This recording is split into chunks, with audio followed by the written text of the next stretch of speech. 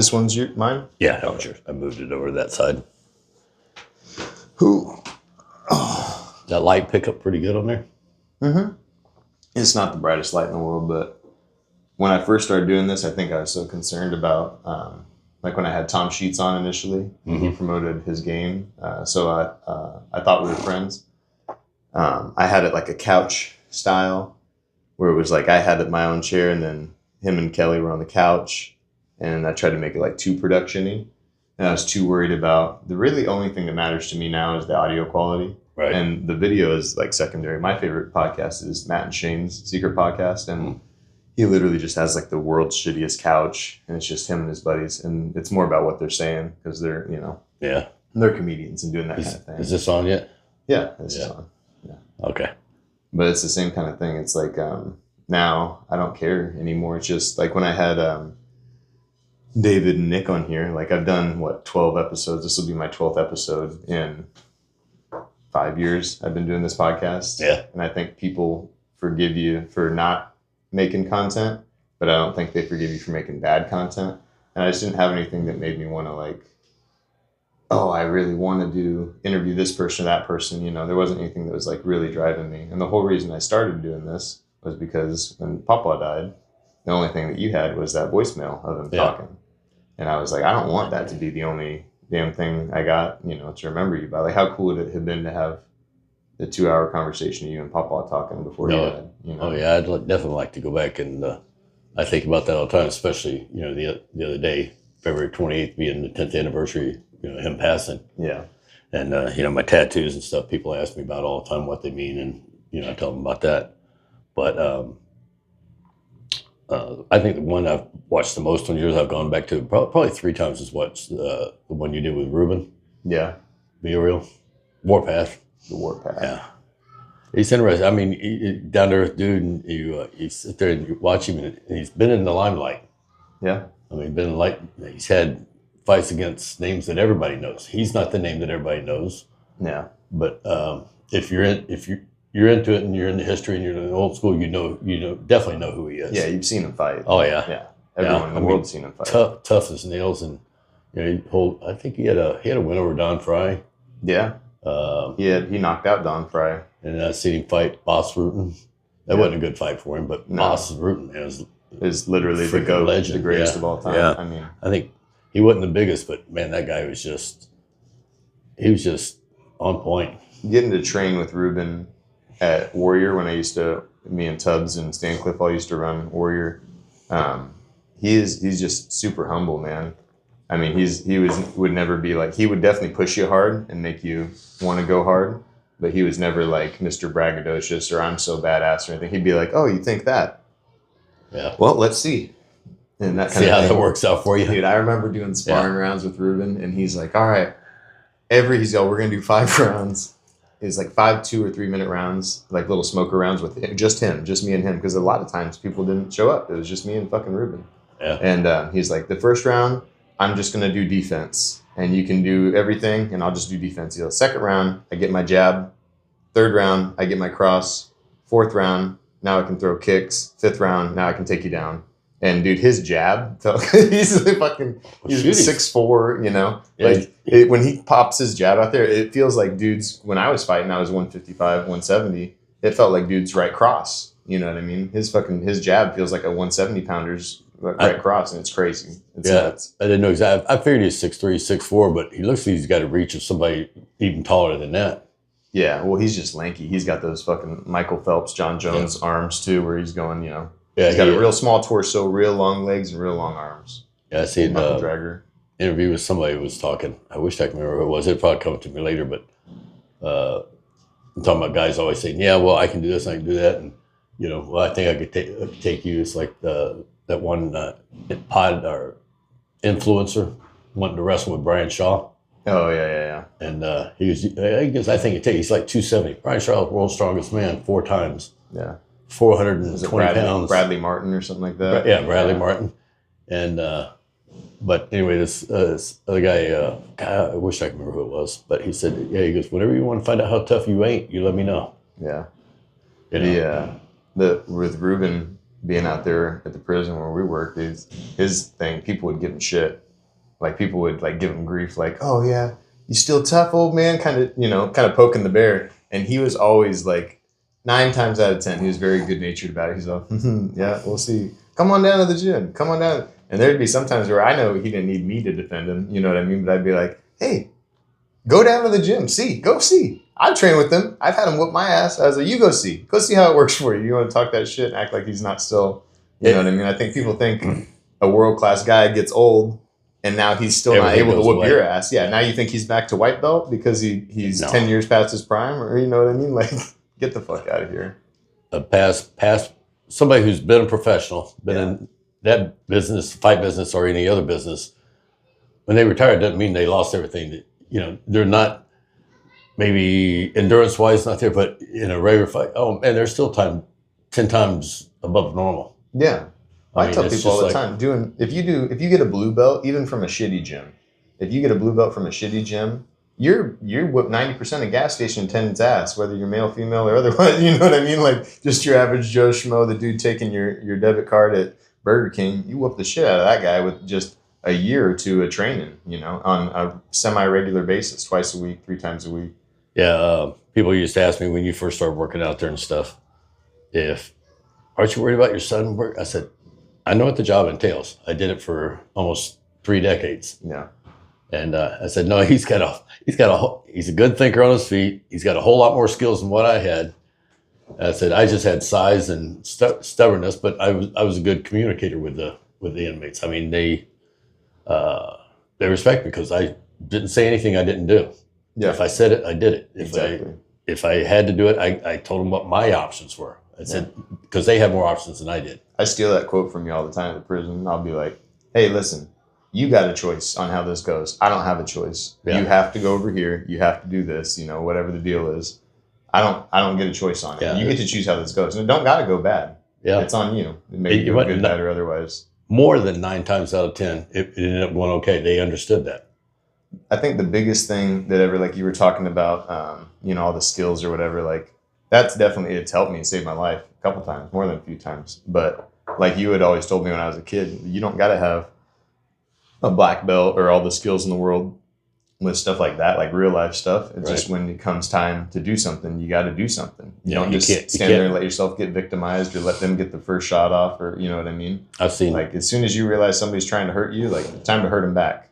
I've seen, you know, why do you have to get hurt first? I mean, why do you have to? You can defend, you know, people that come from other prisons to that one, and they say, yeah, we weren't allowed to put cuffs on. I said, here, when I was supervisor, I said, put cuffs on. Yeah. We can take them off later if we need to. If you were wrong or something like that, just say, whoops, my bad. Yeah. And 99 times out of 100, the inmate don't care. He's like, oh, okay. They understand honesty, whether they're respectful, whether they got morals. But I found the inmates, the biggest thing that they lack, everybody goes, yeah, some of them are so brilliant. Well, yeah, they might have a drawing skill. Yeah. They might be able to this. But the biggest thing they lack is self-control. Yeah. I mean, they might not have morals. They might have morals. And they know better. You know, we all fall on that sometimes. Yeah. But they lack self-control. They don't know how to, okay, I'm not supposed to do that. Yeah. And you know, and some of them are just mean, evil people. They're predators. Yeah. Their job, a little inmate, Spud, we called him. He worked for me for a long time. He actually wrote me a 3-page letter when he's getting transferred and he didn't think I was going to be at work. Yeah. Told me he thanked me for all the respect and this, that, and the other. And he used to tell me all the time, he goes, an inmate, they think their job is to take advantage of you. If you let them, that's on you. This is the inmate. Whether it's physically, you know how those things go. Yeah. Be it in a fight, money, blackmailing you, getting to bring drugs or something like that, which Pelican Bay, it hardly ever happens. Other prisons down south, there's a little more. It happens more and more, it seems like, unfortunately. Unfortunately, people fall into that trap. And, you know, we all know a few of those people. I've known a handful that had to leave work. Man, 5 to 6, 7, 8, I don't know. We've had quite a few walked off over the years. Yeah.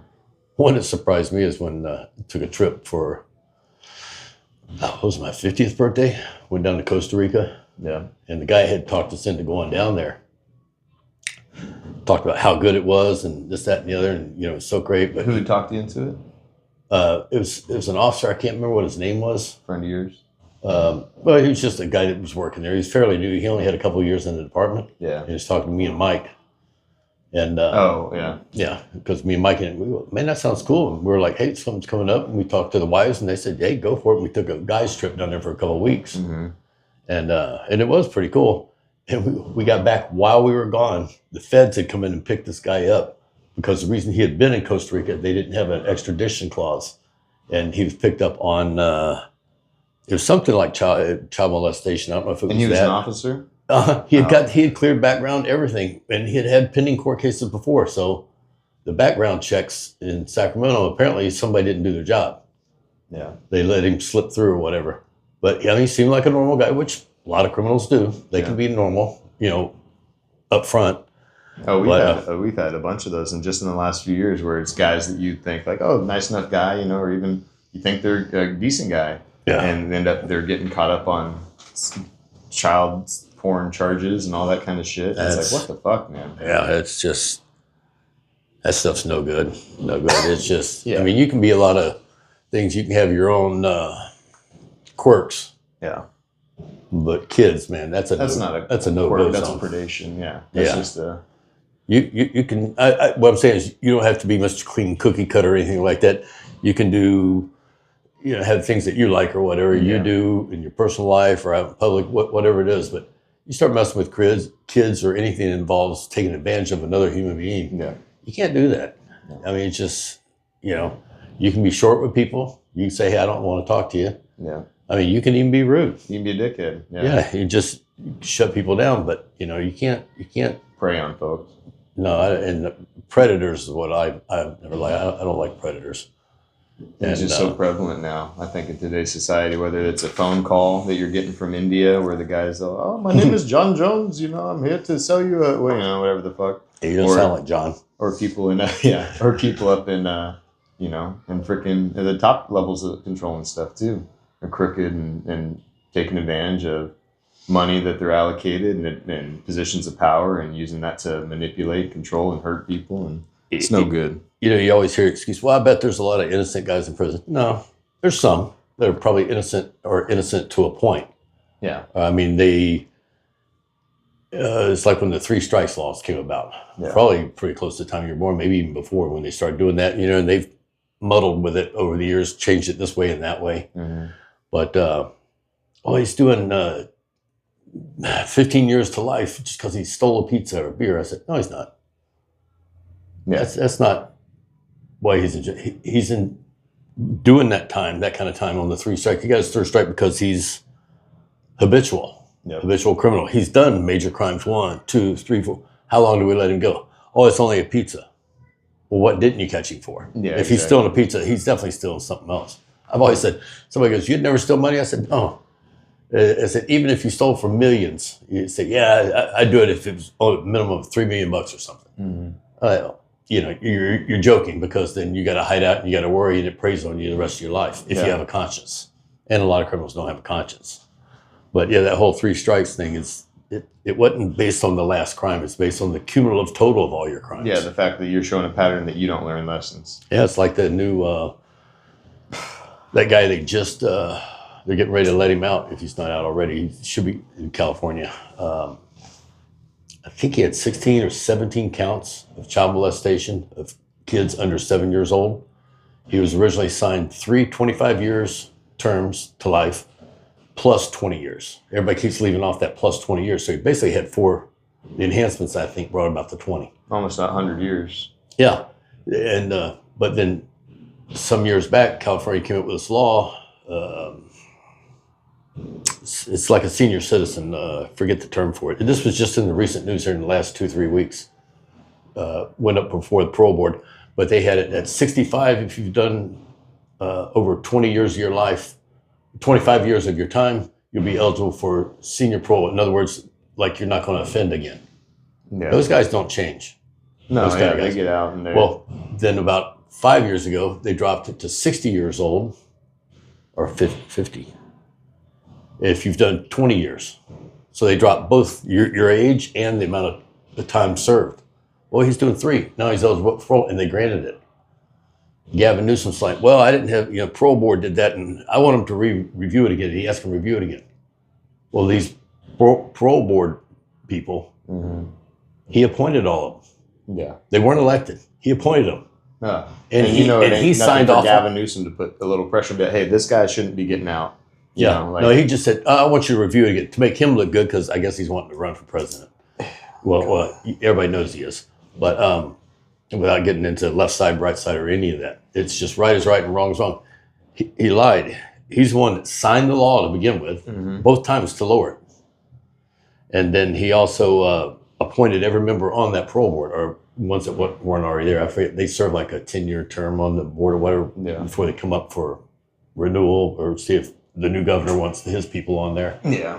Kind of like Supreme Court, you replace them when their time's up. I think if the governor has the power to grant like clemency, like a pardon, like those old movies, wait for the governor's call, come in, it's midnight and they're getting ready to throw the switch on the guy or whatever, then he should also have the veto power to where something like that, it doesn't just have to be high profile, but a high profile guy that everyone knows shouldn't be getting out, has found some loophole, whatever, and he's about to get out. The governor should also have the power to come in and be like, no, dude. Oh, sorry. Like a reverse clemency or a reverse pardon. Yeah. No, you're going away forever, dude. Yeah, it's like when a bill hits the president's desk, veto. He can veto it if he doesn't agree with it. Yep. They can go back to Congress, and if they get over 60, 70%, they can overrule the veto. So that means it's got to be widely wanted, not just long party lines, which is always just barely over half. One vote here and there. Yeah. It's going to take some from the other party. It's got to be bad enough where both parties are wanting it to override the veto. But even the sheriff in that case said, this is just wrong. He goes, he's a California sheriff. Yeah.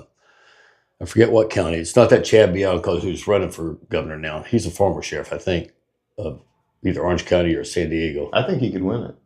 Him and the English guy, Hilton. Okay. They're running in the... I didn't know who he was choosing as a... Yeah, well, he's English of where he was born, but he's been an American citizen for 30, 40 years, whatever it is. He still has his accent, but you can become governor. You can't become president though if you're foreign born. Yeah. That's like Schwarzenegger. But he's in the poll that they're running.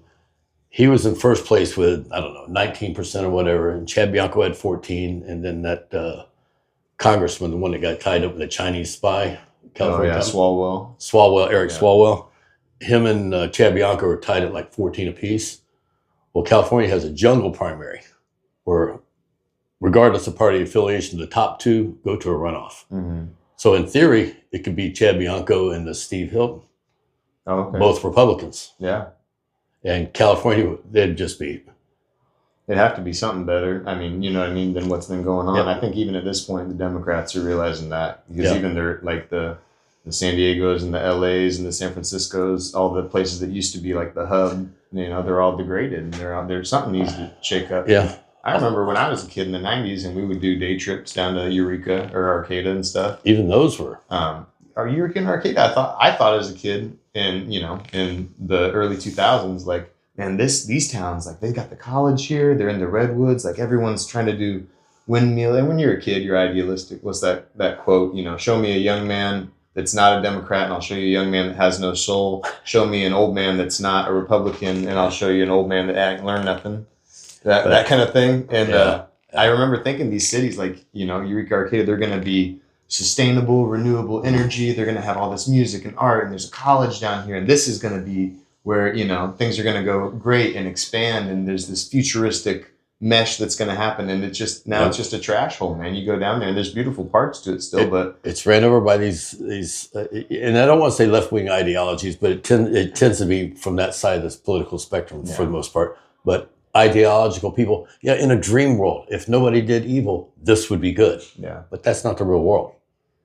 It's just like when I vote for somebody, it's like who can get of the guys that I kind of like. Maybe I like this guy the most, but he's not popular enough. He doesn't have the name recognition or the money support behind him because, money rules everything. Yeah. All these big conglomerates are going to donate to the guy. But okay, then you get down to the brass tack. You vote for who you want in like a primary. Yeah. And then when you get to the general election, whether you like it or not, you got to go, which one's going to give you the most that I want? None of them are going to give you what you want.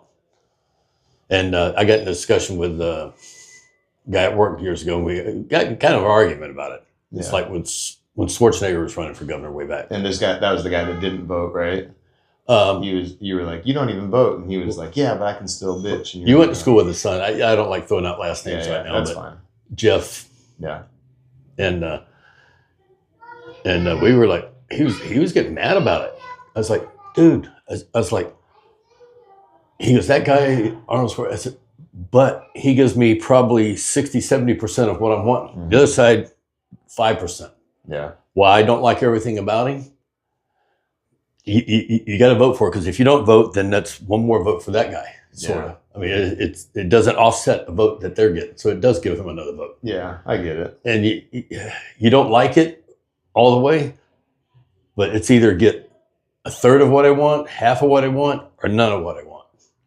Yeah. And in an ideal world, I want this other guy. It's like when DeSantis ran. Mm-hmm. DeSantis was my guy, but then Trump just had the machine behind him, and he had all that. Yeah.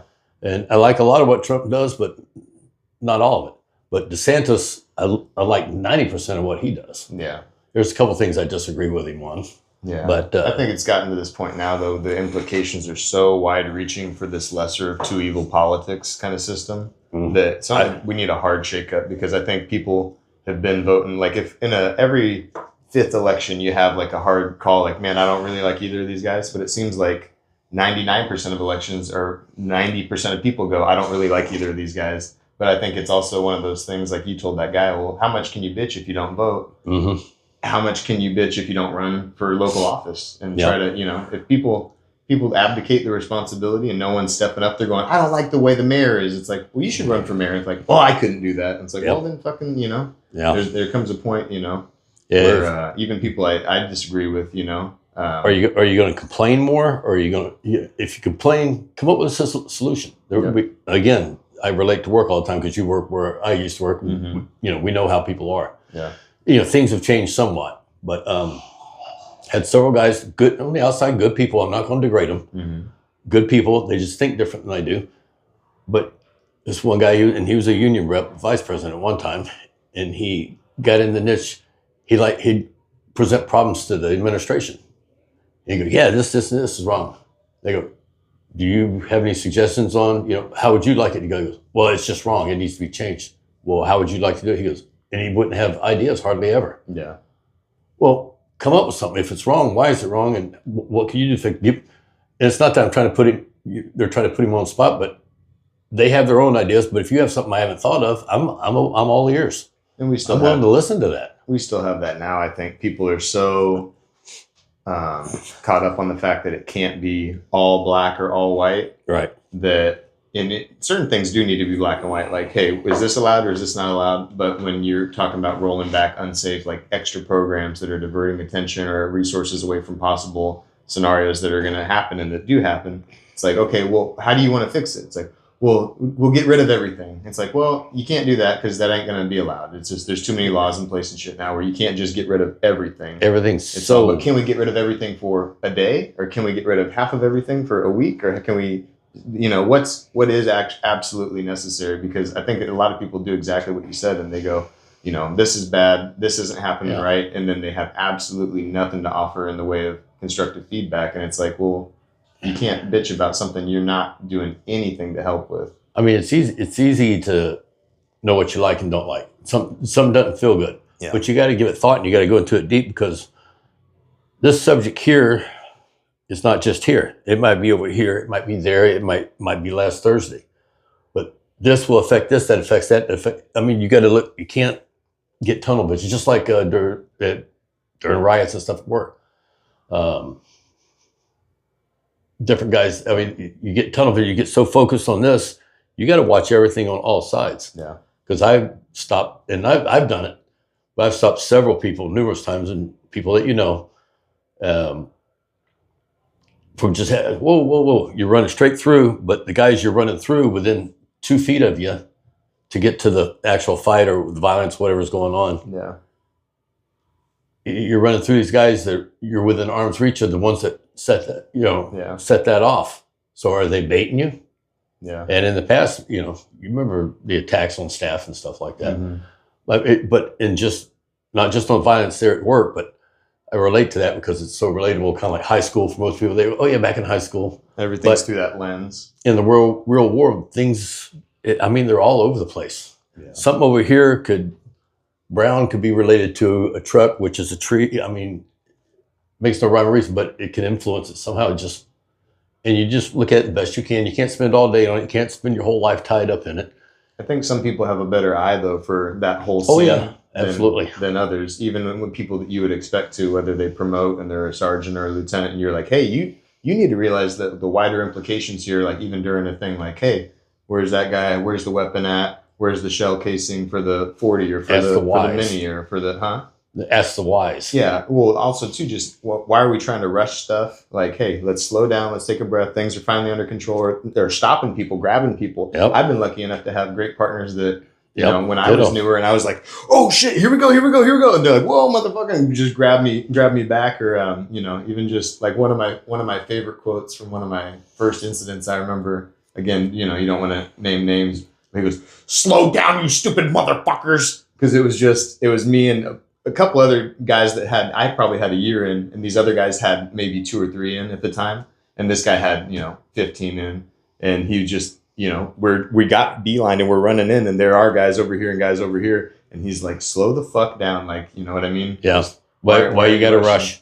Yeah. If it's staff or something like that, get there. Do your thing. But for them, you can't, because it could be a lure. It could be a bait and switch. It could be, Yeah, they did that.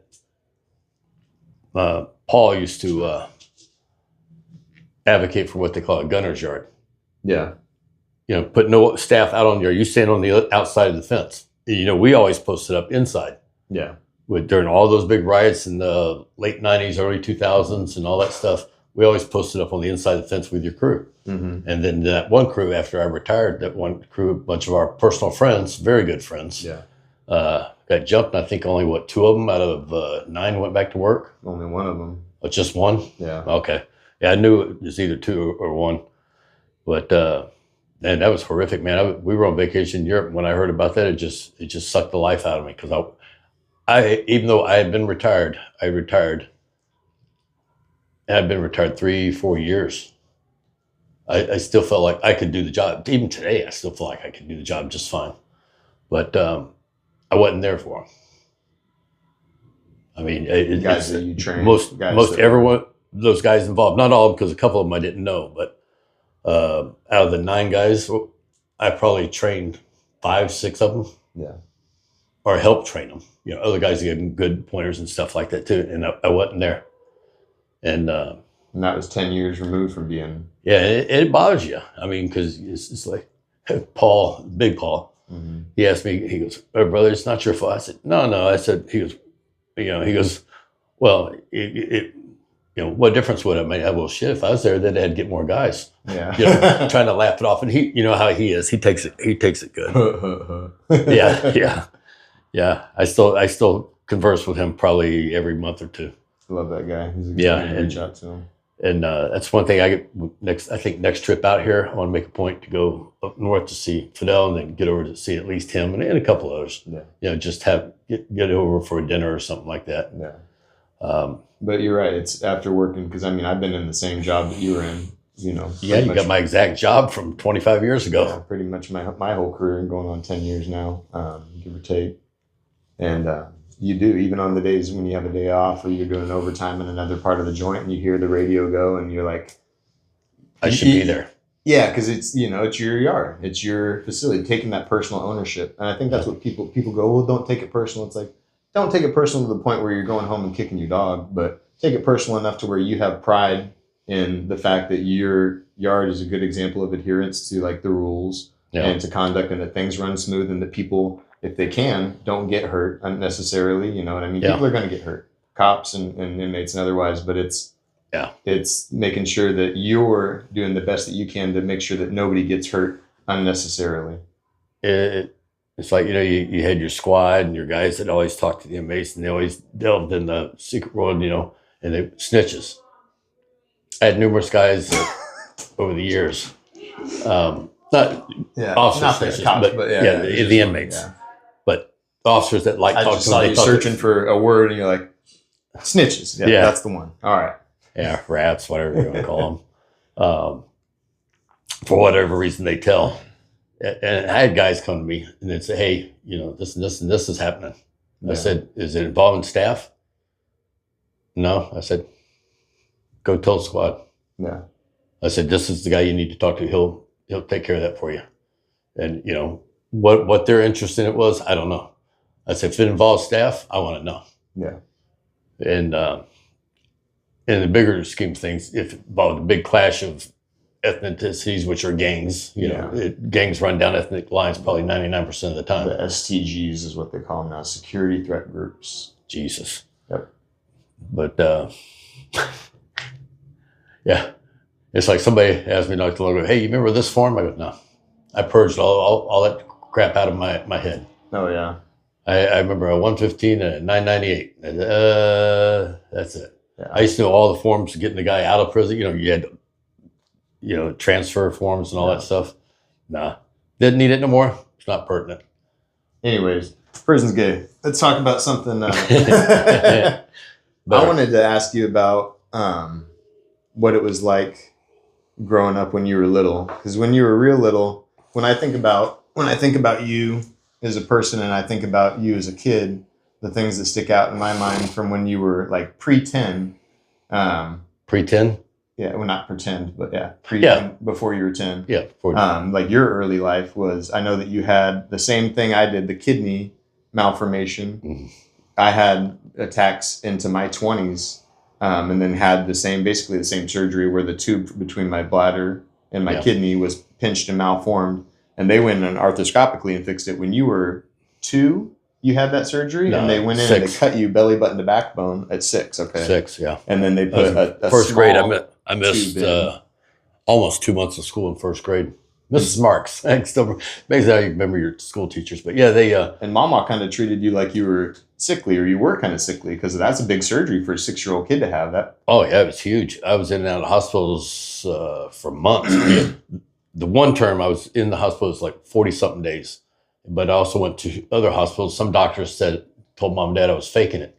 Yeah. Trying to get attention, because I'd wake up in the middle of the night at 6 years old. I'd go in there and I'd scream and go to... It even went beyond. I got where I didn't even scream. I'd had tears rolling, and I'd tell Dad, I said, "Dad, it hurts." Yeah. And to watch your dad, man, it's like when a parent can't do for their kid and their kid's hurting, it's horrendous. Because basically what happened for me and what was happening for you is that tube would pinch if we got folded over our body in a weird way, or if we ate something that kind of swelled it. It was already such a narrow passage that would pinch closed, and then our kidneys would swell up and dilate with water. It's called hydrophenosis, and basically it's just a pressure inside that's like unbearable. I mean, a kidney stone you think is bad. This is like having a whole kidney stone you could pass. Stone. Yeah. This was, they hadn't done a surgery like that. It had happened before with other people. Yeah. Who knows? There did research just back in the 60s. So, the difference between then and now, there was kind of like pioneering. I mean, it was not the forefront, because procedures had been done. Yeah.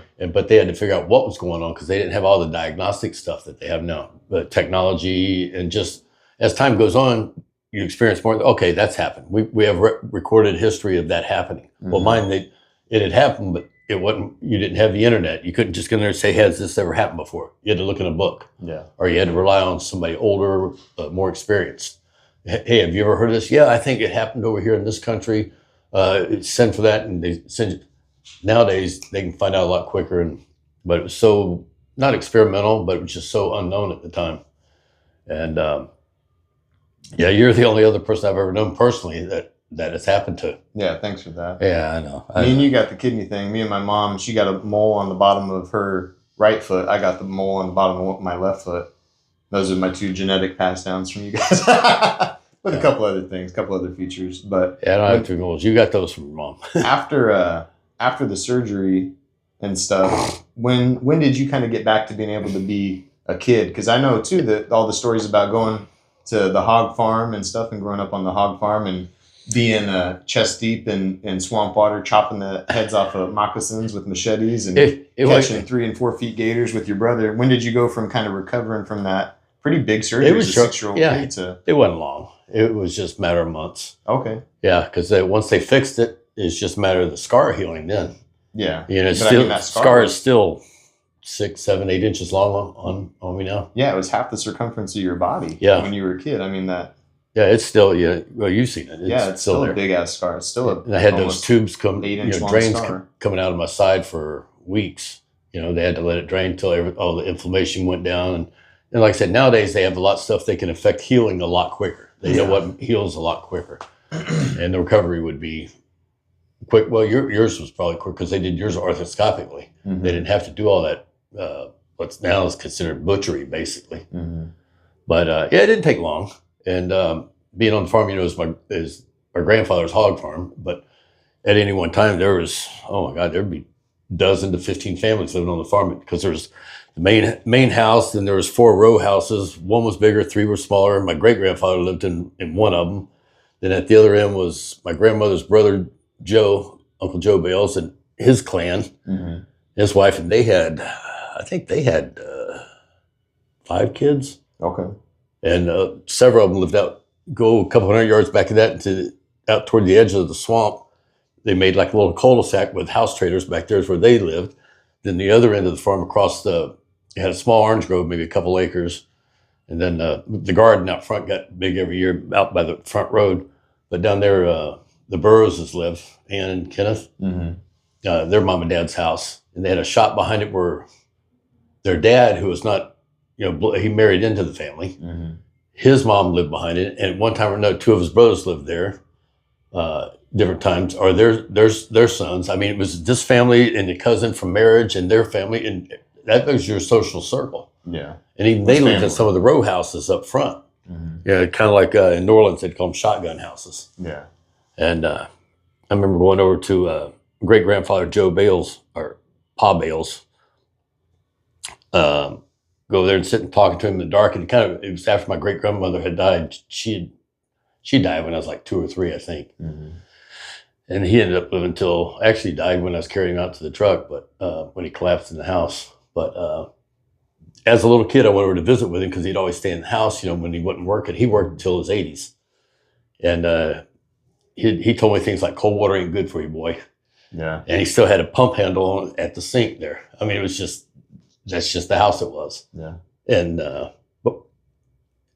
but being on the hog farm, everything was simpler. Yeah. You didn't have all the stuff you didn't know, and all this technology is. Yeah, it's like everybody says. You have good and bad. Yeah. The technology is good for so many reasons. And it's interesting, but it can also lead you astray. I mean, get you worried about things you just don't need to worry about. We didn't have to worry about the outside world too much. No. Everybody goes, well, America was never great. Well, yeah, the world was great. Yeah. Not everybody was trying to be in everybody's business. Not everybody was trying to take over. And, you know, money's money. It's always been about the dollar, even back centuries. Mm-hmm. But it wasn't as easily accessible, and people couldn't do it to you, screw you out of money or scam you. They couldn't do it as much. Yeah. And there was always been freaky people, bad people in the world. But to this scale, not unlimited what it is now. Yeah. I mean, and it's now where it seems like it's the majority. Yeah, you didn't have the worries of all the weight of the world on you that this is going to collapse, this is going to take over, this person's going to do this person's going to do that. There were people out there that did those things. There was countries out there that did those things. There always have been, always will be. Mm-hmm. But as a child growing up, hey, we're going to go build a fort out in the swamp tomorrow. Yeah. Can we get some material from the barn? You'd ask your grandfather. He goes, use some baling wire on that pegboard, and you put it up there. And he goes, you put some boards under the pegboard, you know, because that's made out of like press board. Mm-hmm. He goes, and it'll hold you up, and that'll make a good wall, but you'll be able to run the wire through it and run around the limbs. And if the trees were still there, those things the wire's probably still up in those trees. Who knows? Yeah. And you used to go out there and ride hogs. Yeah, you find something better. Ride a bicycle, don't ride a hog. They're no fun. It's like a burlap sack. And when they run, I jump off the feed truck and jump on the back one. You get an ear and a tail. It's like riding a jackhammer. Just trying to stay on. Yeah. And my grandfather, because I was sick as a kid, I had that surgery, but also as a kid, I had German measles and I had pneumonia, all within about a 2 or 3 year stretch there. So I spent a lot of time at my grandfather's on the farm. We didn't live on the farm per se. Several of my dad's siblings did, but Dad being the oldest of 11, and me growing up, there was 9 because 2 had died young. And it was just so simple. You could get out there and you just do kid stuff, adventure stuff. Yeah. I mean, every day was an adventure. You go out to when we were in the swamp, we'd go out there and we'd kill the moccasins or something. It was swampy. We'd get in the swamp water not knowing what was in there, but most of the time when we went out there, it was fairly dry and just mucky. And you'd see a snake going across the ground. You'd have machetes because Grandfather would tell you take a machete, but put the head somewhere where nobody would step on it later. Yeah, buried or whatever. Yeah, and oh my God, if you had done something like that, I'd have a heart attack. But he goes, yeah, you go ahead and head on out there, be a kid, take the machete with you. Yeah, just to be able to protect yourself. And I was at like 7, 8, 9 years old. He'd tell you to do that. Yeah, and there's so many of us grandkids. There's always 3, 4, 5 of us at a time over there. I mean, different age ranges. My brother being the oldest and born in 52, and Daniel he's the youngest out of all of them. And Daniel, probably a 30-year swing between all the ages of all the grandkids. Daniel and Andrea, not knowing, they were, Andrea was born before my grandmother passed. I can't remember my grandfather because he died at 67. I was 16. So I don't think, no, even Andrea wasn't born when, I don't think she ever knew him. But simpler stuff, easier stuff, great memories. I mean, and what's good about it is, you don't have too many bad memories of things that happen. I never thought about it that way. Not as many bad memories. You have good memories. Yeah. Things you can reflect on. It's like with Dad, I got all this stuff on my arm about him, tattoos, but I remember getting my butt whooped many, many times because you being a kid and you listen, you get home, you get a whooping. Nowadays you get talked to and stuff. But it was just fun. It's good memories. And you reflect on a lot. And as now me getting older, still not dead yet. I got a long ways to go, hopefully. But you reflect on a lot of that stuff and it makes you feel good. You have moments that it's like this, talking with you. I wished I could have a 2 hour, like you said earlier, have a 2-hour conversation with my dad. Something you could go back and listen to. And just get his ideas and stuff. Didn't do that so much. Even all the way up to the end, we'd talk about experiences. And he would tell me how to do things. He'd give me his advice on, well, if you go this route, but if I did it my own way, he wouldn't openly criticize me. Basically, he goes, you ask my advice, I'll give you some good. Yeah. He goes, I'm not going to force my opinion on it. But when I was working for him, he goes, yeah, I want it done this way. Yeah, because he's still your boss. Yeah, even if you disagree with him somewhat, you have to give him credit and go, okay, well, he's been there, done that.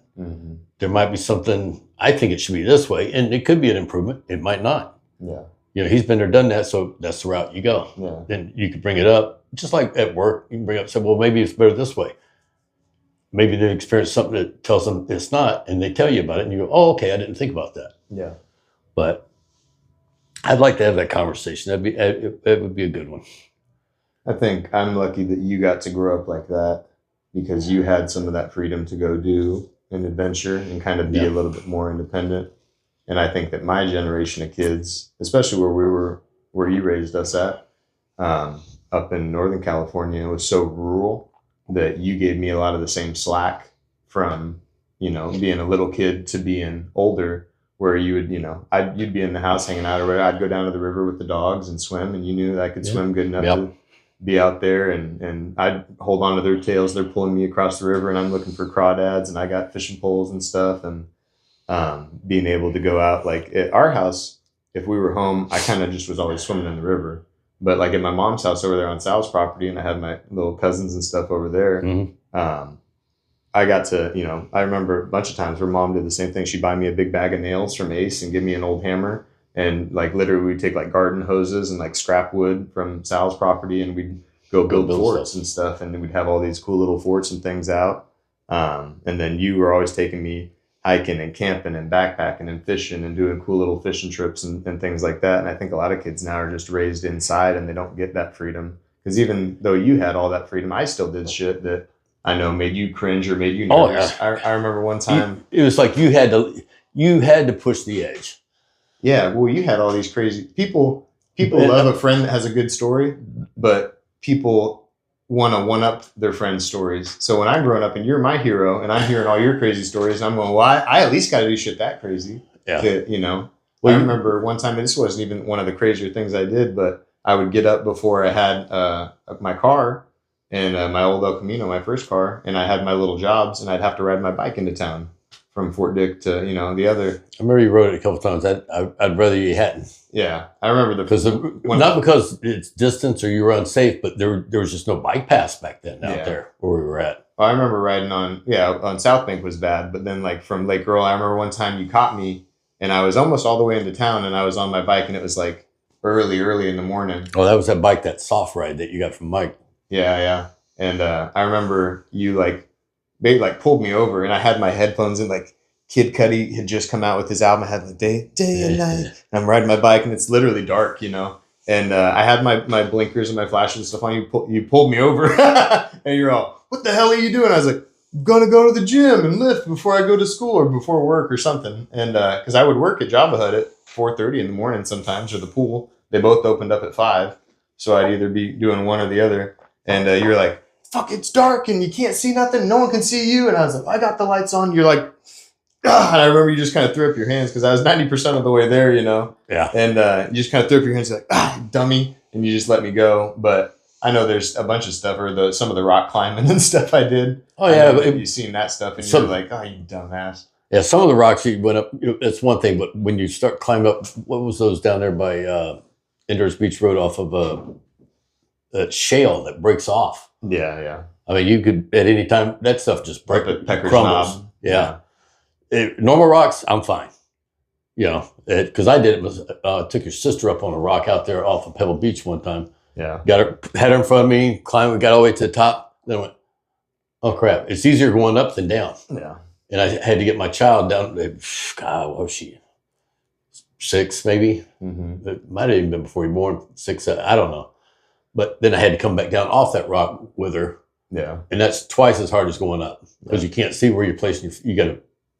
I was sweating bullets. And I was like, I could have done something smarter there.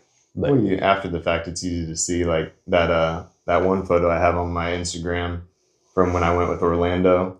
And, I went down to the beach down south of Crescent City, and didn't you guys go with what's his name too? Rosenberg. Yeah, Rosenberg. Yeah. We went with him, and then we went down there with Alex one time when we went belaying, and we went through some like thick shit with Alex. Like we were in deep brush, like up to here, just to get to the spot to climb where they had top anchors, and you could like belay down, and you could do some climbing with ropes and harnesses and everything. And Alex had all his equipment; he was all dialed in. And then I went down there another time with just Orlando and his ex and Sophie, their daughter, and then a gal that I was seeing at the time. And I was trying to impress her because she was actually a real good rock climber. And it had anchors at the top for top rope. Like you're supposed to be roped up when you're doing these climbs. And she just goes up because she's been like a twice a week at the rock gym type girl. And me and Orlando like built a rock wall in our garage. But we had it for like 3 months and we had been bouldering at Pebble Beach like 10 other times. We're like, we're pretty much fucking pro. And I remember I got up there and I got about 20 feet from the top and it's about 100-foot face, maybe more. And I got stuck because I had kind of jumped for the next hold. Mm-hmm. And I was like, I can't go back now. There's no way to go back down. I can't undo that little jump on this path. Yeah. And she just monkeyed right up. And I was sitting there and I'm like shaking. I'm like, oh, fuck, man. Like I'm in not a good, and it was in reality probably only like 2 minutes until I mustered another little jump kind of and got up there. But the guy was like, oh, are you okay? I'm like, I'm fine. It's all good. And when I got down, Orlando was like, you're a fucking idiot. And I was like, what do you mean? And he was all, dude, I took Sophie and Colleen around the corner and didn't let them watch you because I was 90% sure you're going to fall to your death and I wasn't going to let my kids watch you fucking die. And I was like, damn, that's not good. But there's a happy medium somewhere between that and spending every day as a kid from 4 to 14 on your iPad too. You know what I mean? Yeah. And that's one advantage of living up there where we did in Del Norte County there. You growing up. Yeah. And I was still young enough that I could get out and do the things I like doing too. But just the area it was in, it wasn't so urban. Yeah. I mean, you didn't have like just in Eureka and Arcadia, the people that are on the streets, and people have misfortunes. Some people create their own misfortunes. So I'm not badmouth nobody. Everybody takes their own path, but you didn't have that to look out for so much. Yeah. It was there, but on a much smaller scale. Percentage wise, it was much smaller. Yeah. It wasn't, because it's easier for them in a big area. And, like I said, you don't want to browbeat the homeless and all that because everybody, you don't know what got them there. Yeah. Some of their own choosing, they made bad choices. Others, things happened. I think most of them are their own bad choices, but cumulatively, they do bring down the safety. Yeah, it does. And you get it, it's like even here, they've worked on the problem a little bit, but it's a problem all over. Yeah, it is. It's a problem all over. But you had more again, like my childhood, it's more simplistic there in Del Norte County than it would have been in like Southern California. Yeah. Or Middle California or any other state with a big metropolitan area. Yeah. Big cities, they're good for some things, but I think the simpler life is out in the rural areas. Yeah. It's just nicer, it's quieter, it's fresher. You can sit and just take it in. It's like at the house now in Florida. I go as soon as the sun hits that front deck, I'm out there for at least 10, 15 minutes. You get the vitamin D going and, Sunshine State, we get a lot of that, but you can get out there, you can feel that sun hit the bones and you just look at the trees and you're hearing the wind, you're hearing birds going, especially in the wintertime, they migrate to Florida, so you have a lot more birds. And then when I do my bike down that road, the causeway through the marshlands, and then you go back into like the bayou area. Mm-hmm. Yeah, that's loop we've done a few times when I've come to visit. And I like, if you get you guys down there again, get out and do that again early in the morning, because I like being on the road pre-dawn. You know me, I like being up pre-dawn because I like that half hour before sunrise to half hour, because it starts getting light 15, 20 minutes earlier. Mm-hmm. Light enough where you can go in, light enough where cars can see you. If you're in that time of the morning, there's very few cars out there. Mm-hmm. It's just peaceful, it's nice, it's real. And, you get to the corny stuff. It's like when you get to the end of times, what are you going to remember? Yeah. It could be anything. It could be, if you have a job, some people work until their death. It's because they enjoyed it. But if you're not enjoying it, do something else. Yeah. Sometimes you have jobs that take care of things, pay away. Like I said, working at the prison is not the most glamorous, the most rewarding job or satisfying job. But you pick out of it the good stuff, and you know that it's taking care of you and yours. Yeah. And in the future, it's going to take care of you. Because that's what I had enough to do, say like your income. 60% of it would take care of today, and 40% would take care of tomorrow, the next day, and the next year, and 10 years. Mm-hmm. You're setting it up for that, but while you're still enjoying it now. And that's the advice, I've given you several times, even now, in the last few years. Yeah, prepare for the future, but you live now. There's a meaning you can find in there. Yeah, I'm working on it. You used to be terrible with money. Yeah. And I'm still not saying you're the best, but I was probably in my late 30s before I got my financial end of the world together. I had to go through some stuff. Yeah. Without saying what it was, but you had to go through stuff, figure it out. But from that point on, I got a lot more disciplined about it. I had long-term wants, okay? Which one of those wants that I want to turn into a goal? And the difference being one you work toward or the other you just let happen. Yeah. Is it going to happen? Maybe, maybe not. But if you work toward a goal and you're disciplined, well, I want to do this today. Well, we can do it once this month or do it twice. Do it once and still plan for that. Mm-hmm. Or do it twice and that's going to have to hold off for another. How long do you hold it off for? Yeah. But you do want to live today. You as an individual have to figure out what's a good medium for you. Yeah. Because fortunate with the job that you have, it can take care of your future. Yeah. I mean, it gives you a lot of. My parents didn't have that. They didn't have the pension coming. Mm-hmm. They didn't have the medical. Yeah. There's a lot to be said for that. And with the job, if you need a time off, I preach this to you, better beyond the money and beyond the benefits, biggest benefits, if you need time off, you can take it and you can get there. You can make it work for you. But you can't sacrifice so much here that's costing that. Yeah. You got to play at medium. Okay, we can't go to Bend this weekend, but we can go to the park over here twice, 2 or 3 times, and because the money is for the future down the road is already put away. Yeah. I'm not going to pull that out to go to Bend twice this month. Bend just I've never been there. You haven't. I want to go, but yeah, it's like we've only been to 37 other countries. Yeah. Well, it's like, you'll make it to Bend. That's one of the spots. We get back from Amsterdam and it's like generally we do now. We're fortunate. We've been fortunate enough to be able to travel. Yeah. But how many countries have you been to now total? How many countries? If you had to throw a round number on it. Dozen, maybe 14. Yeah. Have been to 3 continents now, though. Yeah. 3 or 4. 4. You're getting there. North America, South America, Europe, and actually have set foot on Africa. Went to not Morocco. It was Morocco. Yeah, Morocco. Airport or something. No. We went on a tour on that cruise. We got off the ship. We went to where's the Humphrey Bogart? Casablanca. Oh yeah. We went to Casablanca. Okay, I remember you said that, and it wasn't nothing to write home about. But no, you're able to say it.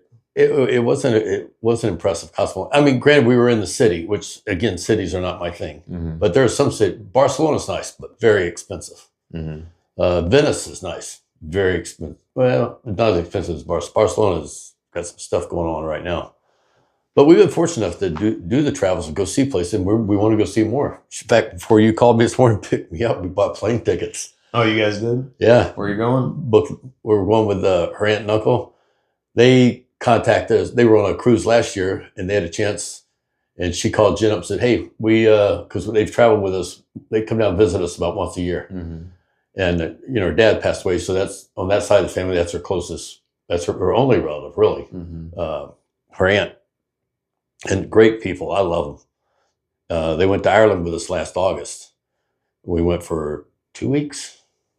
But they called us and said, "Hey, we paid your deposit on a cruise for Europe next year. If you guys want to go, the deposits are taken care of." Yeah. And so we're going to make that happen. And they always wanted to go. It's a cruise of the Mediterranean. And we'll hit some of those same ports and some different ones.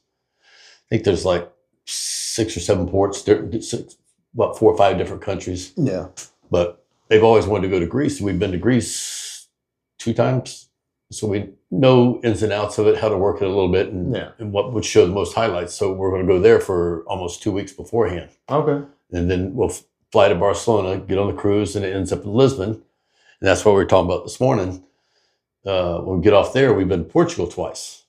So we're going to go. And now on that last cruise, we met a Portuguese couple, a doctor and his wife. Didn't know his doctor at first. He's funny as heck. And they're both in their 40s, mid to late 40s. Really nice people. They've invited us. They live close to Porto, where we're like going. Hey, come by. We'll take you out to dinner. He does voluntary training down in Africa, training doctors down there. Okay. He goes, if I'm not on one of those, and he does that a few times a year. He goes, we're around. Yeah, come by, stay with us, whatever. So we're adding to that. We like to travel. We like experiencing the cultures, because over there it's a different world than here. I'm not saying it's better. Here it's a lot better for a lot of reasons. It's what we're familiar with. But there's a lot of reasons this is the #1 country in the world people want to migrate to. Yeah. Because there is so many opportunities here. Yeah. And we talk about getting like a travel van. I got this bigger house that I like, but we can't live anywhere any cheaper than what we can in the house rent. And it's it's a great place. But I was thinking about that last night. This morning I've been thinking about it. I think about it over and over. Do a lot more complicated, get this little bit bigger house, right back on the water again where we used to be. Same type of setup, but the house is already there, the pool's there, it's on the waterfront, and I'd love to be able to sit and look out, because there's no houses on this side or out back. Yeah. And look across the water and the Gulf and everything. But or we still take our European trips as long as it's safe and all that kind of stuff. The world hadn't blown up. And get one of those travel vans. And there's so many places in this country. I want to go hit national parks. we'll do a tour, go for this park. Oh, who do we know in this area? We stop in, have lunch with them. Yeah. Old friends, old co-workers, stuff like that. And we've had, since we've been living in Florida, we've probably had a dozen come stay with us or stop in and visit with us that, they're going through Florida and you want to see old friends. Yeah. And each time we're anywhere, because after work, when people retire, they've gone all over the United States. I always tell people to stop, people are like, hey, tell your dad I said hi. Call him yourself. Tell him. Yeah, go visit. We got an extra bedroom. Yeah, go hang out. Bring it. They love company. Yeah, we've had I was telling about when you had a bunch of the old guards you used to work with come down, what you had 5 or 6 of y'all. And I was like, how was it? You're like, it was like a bunch of grown up, old, grizzled 14-year-old kids fucking around and talking shit and jumping off the bridge and all this other, Yeah, Paul and Cal came down and stayed with me. We hung out a lot. But during that same period, got a bunch of the other guys, ones that were living in Florida. There's probably a dozen or more that I know of that are living in Florida. There's probably a few more than that. Yeah. That, people I didn't know as well. But at that one, that was in 2018. I think we had 12 of us, 13 of us get together. Yeah. And we've also went to a couple of people's houses and have get together. There's 2 or 3 that I talk to still semi-regular basis. Actually 4. And Dan and his wife, we travel with about once a year. We do a trip with, or we go down. They have their dogs, so they can't come up at our house as much anymore. But we see them probably every 2 months. In fact, when we get back from your place, she's got to go up north. So 2 weeks after we get back, we're going down. We'll go down. What we do is we go down. We stay at their house for a weekend, probably one night usually. Just have dinner and hang out with them. Maybe go here or there. And like his mom lives in Wisconsin. He's from Wisconsin. His mom had a place over in St. Petersburg, right on the water. It's a mobile home, but they fixed it up nice, and she gave it to her 3 sons, him and his 2 brothers. Yeah. But he's the one that's real close, half hour away from it. So he goes on there and works on it, and the other brothers chip in the money, and he's opened that up to us. We can go stay there whenever we want. We haven't yet, but yeah. But and that way you can walk to all the beach. You can walk to the beaches or bicycle to them. We'll take our bikes down, because we've done that before. We take them down to his house, right? Because they get good bike riding area where they're at. It's in St. Pete. They're down below Tampa, but where the trailer's at is over at St. Pete. Okay. It's about a half hour toward the coast from where they're at. They're more central. I liked St. Pete when I went down there. That one time I came to visit you guys, and Keith Krikorian hit me up, and he was like, hey dude, are you in Florida? And I was like, yeah, dude. And it just happened to be, real close. And then we went and trained at 10th Planet St. Petersburg with Peter Dye. He runs a really cool gym out there. That whole area seems like it's really nice and clean, and for a bigger city it seems like it's pretty well put together. I remember I went on some walks down by the water, and that was really nice. And like at nighttime, it had all the lights and stuff out there. There are some top-notch places down there. Yeah, even his gym was right across from the big stadium down there. Yeah. Well, remember, the facility was super nice. We walked all that dining down there too. Yeah. It was right. We went to dinner with Keith. When you and Keith went with Jen and I, we went to that I think really cool place. You and Jen went with Keith and I. Huh? What? Yeah, but that whole area Florida has got so much going for it. And the biggest drawback it's like right now, Florida's about 23 million people, the 3rd most populous state. When I left from there and moved out to Northern California to take that job at the end of 89, 90, in the late 80s, I remember they were talking about the population back then. It was only 8 million, 8 plus. Now it's almost 3 times that. Yeah, that's old crazy. Florida, where you had the old country roads that were 2-lane. You could tell where the houses were built. Well, now they're 4-lane, 6-lane, and those houses don't have any front yard anymore. Well, even where you grew up in Winter Garden, outside of Orlando, there, that used to all be orange groves, right? And like where Bubba was living, and now that's all developed up for the most part. Yeah, from Winter Garden to Claremont, you could roll in the hills and you get to the peak of the hill, and you'd see nothing but orange groves you could see for miles on the high hills. And now it's all shopping centers, very few orange groves. Dude, one of the things I think about from when you were a teenager that you used to talk about all the time was when they would have the big freezes down there, and people would get like notes to get out of school, and they would go set up those big burn barrels, and you go out there and watch and maintain those burn barrels so that the oranges didn't freeze. Yeah, that's how they kept the orange groves from freezing up, because if you lost the fruit, that was one thing. Yeah. You could get the fruit up and it could still be juiced. Yeah. The oranges would drop. But if the trees froze. But if the trees froze, it took 7 years to get a tree to enough maturity where it started making money. Yeah. And if the trees froze and you had to pull them out, you lost 7 years worth of income, not just one. How many times did you go out and do that in the mornings when you were like high school age? Oh, we'd spend the night out there. Okay. You'd go out the night before. Yeah. We had the Fruit Growers Coalition, or what do you call it, cooperatives. Mm-hmm. They had Roper Brothers and a couple others. And, a lot of our friends and family, their families worked there at those places, some of those places, but they recruit high school students, 99% boys. I can't remember a girl going out. Yeah. But you had this, what you call smudge pots. It was diesel in the bottom, about this big around. You'd have a little hole inside, and then you had a stack with perforated holes, and you had a flambeau, which is like a big oil can with a wick on it, about a foot long wick. And if it got below a certain temperature, I can't remember what it was now, freezing being 32 Celsius or Fahrenheit. But if it got below freezing for X amount of time, they'd have us at like a lean-to out in the middle of the orange grove. And they'd have dozens of us. Okay, yeah. They'd have, in any one little camp, you'd have 15 to 20. And they already had the smudge pots. They'd already put those out like every other tree for miles. Yeah. And I'm talking in Florida, you had thousands of miles of orange trees. Yeah. So you're recruiting tens of thousands of high school kids. Yeah, over the state, yeah. Yeah, over the state. And have you on standby. And if it got below, say, I think 28 for more than a couple hours, all right, light them up. Yeah. So we'd get word. And, we didn't have the cell phones back then. This is late 70s, you know, or in the 70s. And you didn't have cell phones, so they'd have to come out, drive out to you and tell you, hey, light them up, your crew. And then the bosses would run to each camp, or I call it a camp.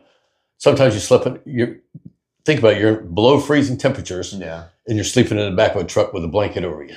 Yeah. Or you're sitting at a lean-to with a blanket and you're sitting in a chair, all night long. Was it kind of cool though? Because there was like other kids there. Oh yeah, you get to hang out. Fun. And I'd say 3 out of 4 times you didn't light up. Yeah. But when you did, you were toast for a couple of days. I mean, because you're walking in sand. Yeah. The orange groves were mostly sand in between the rows.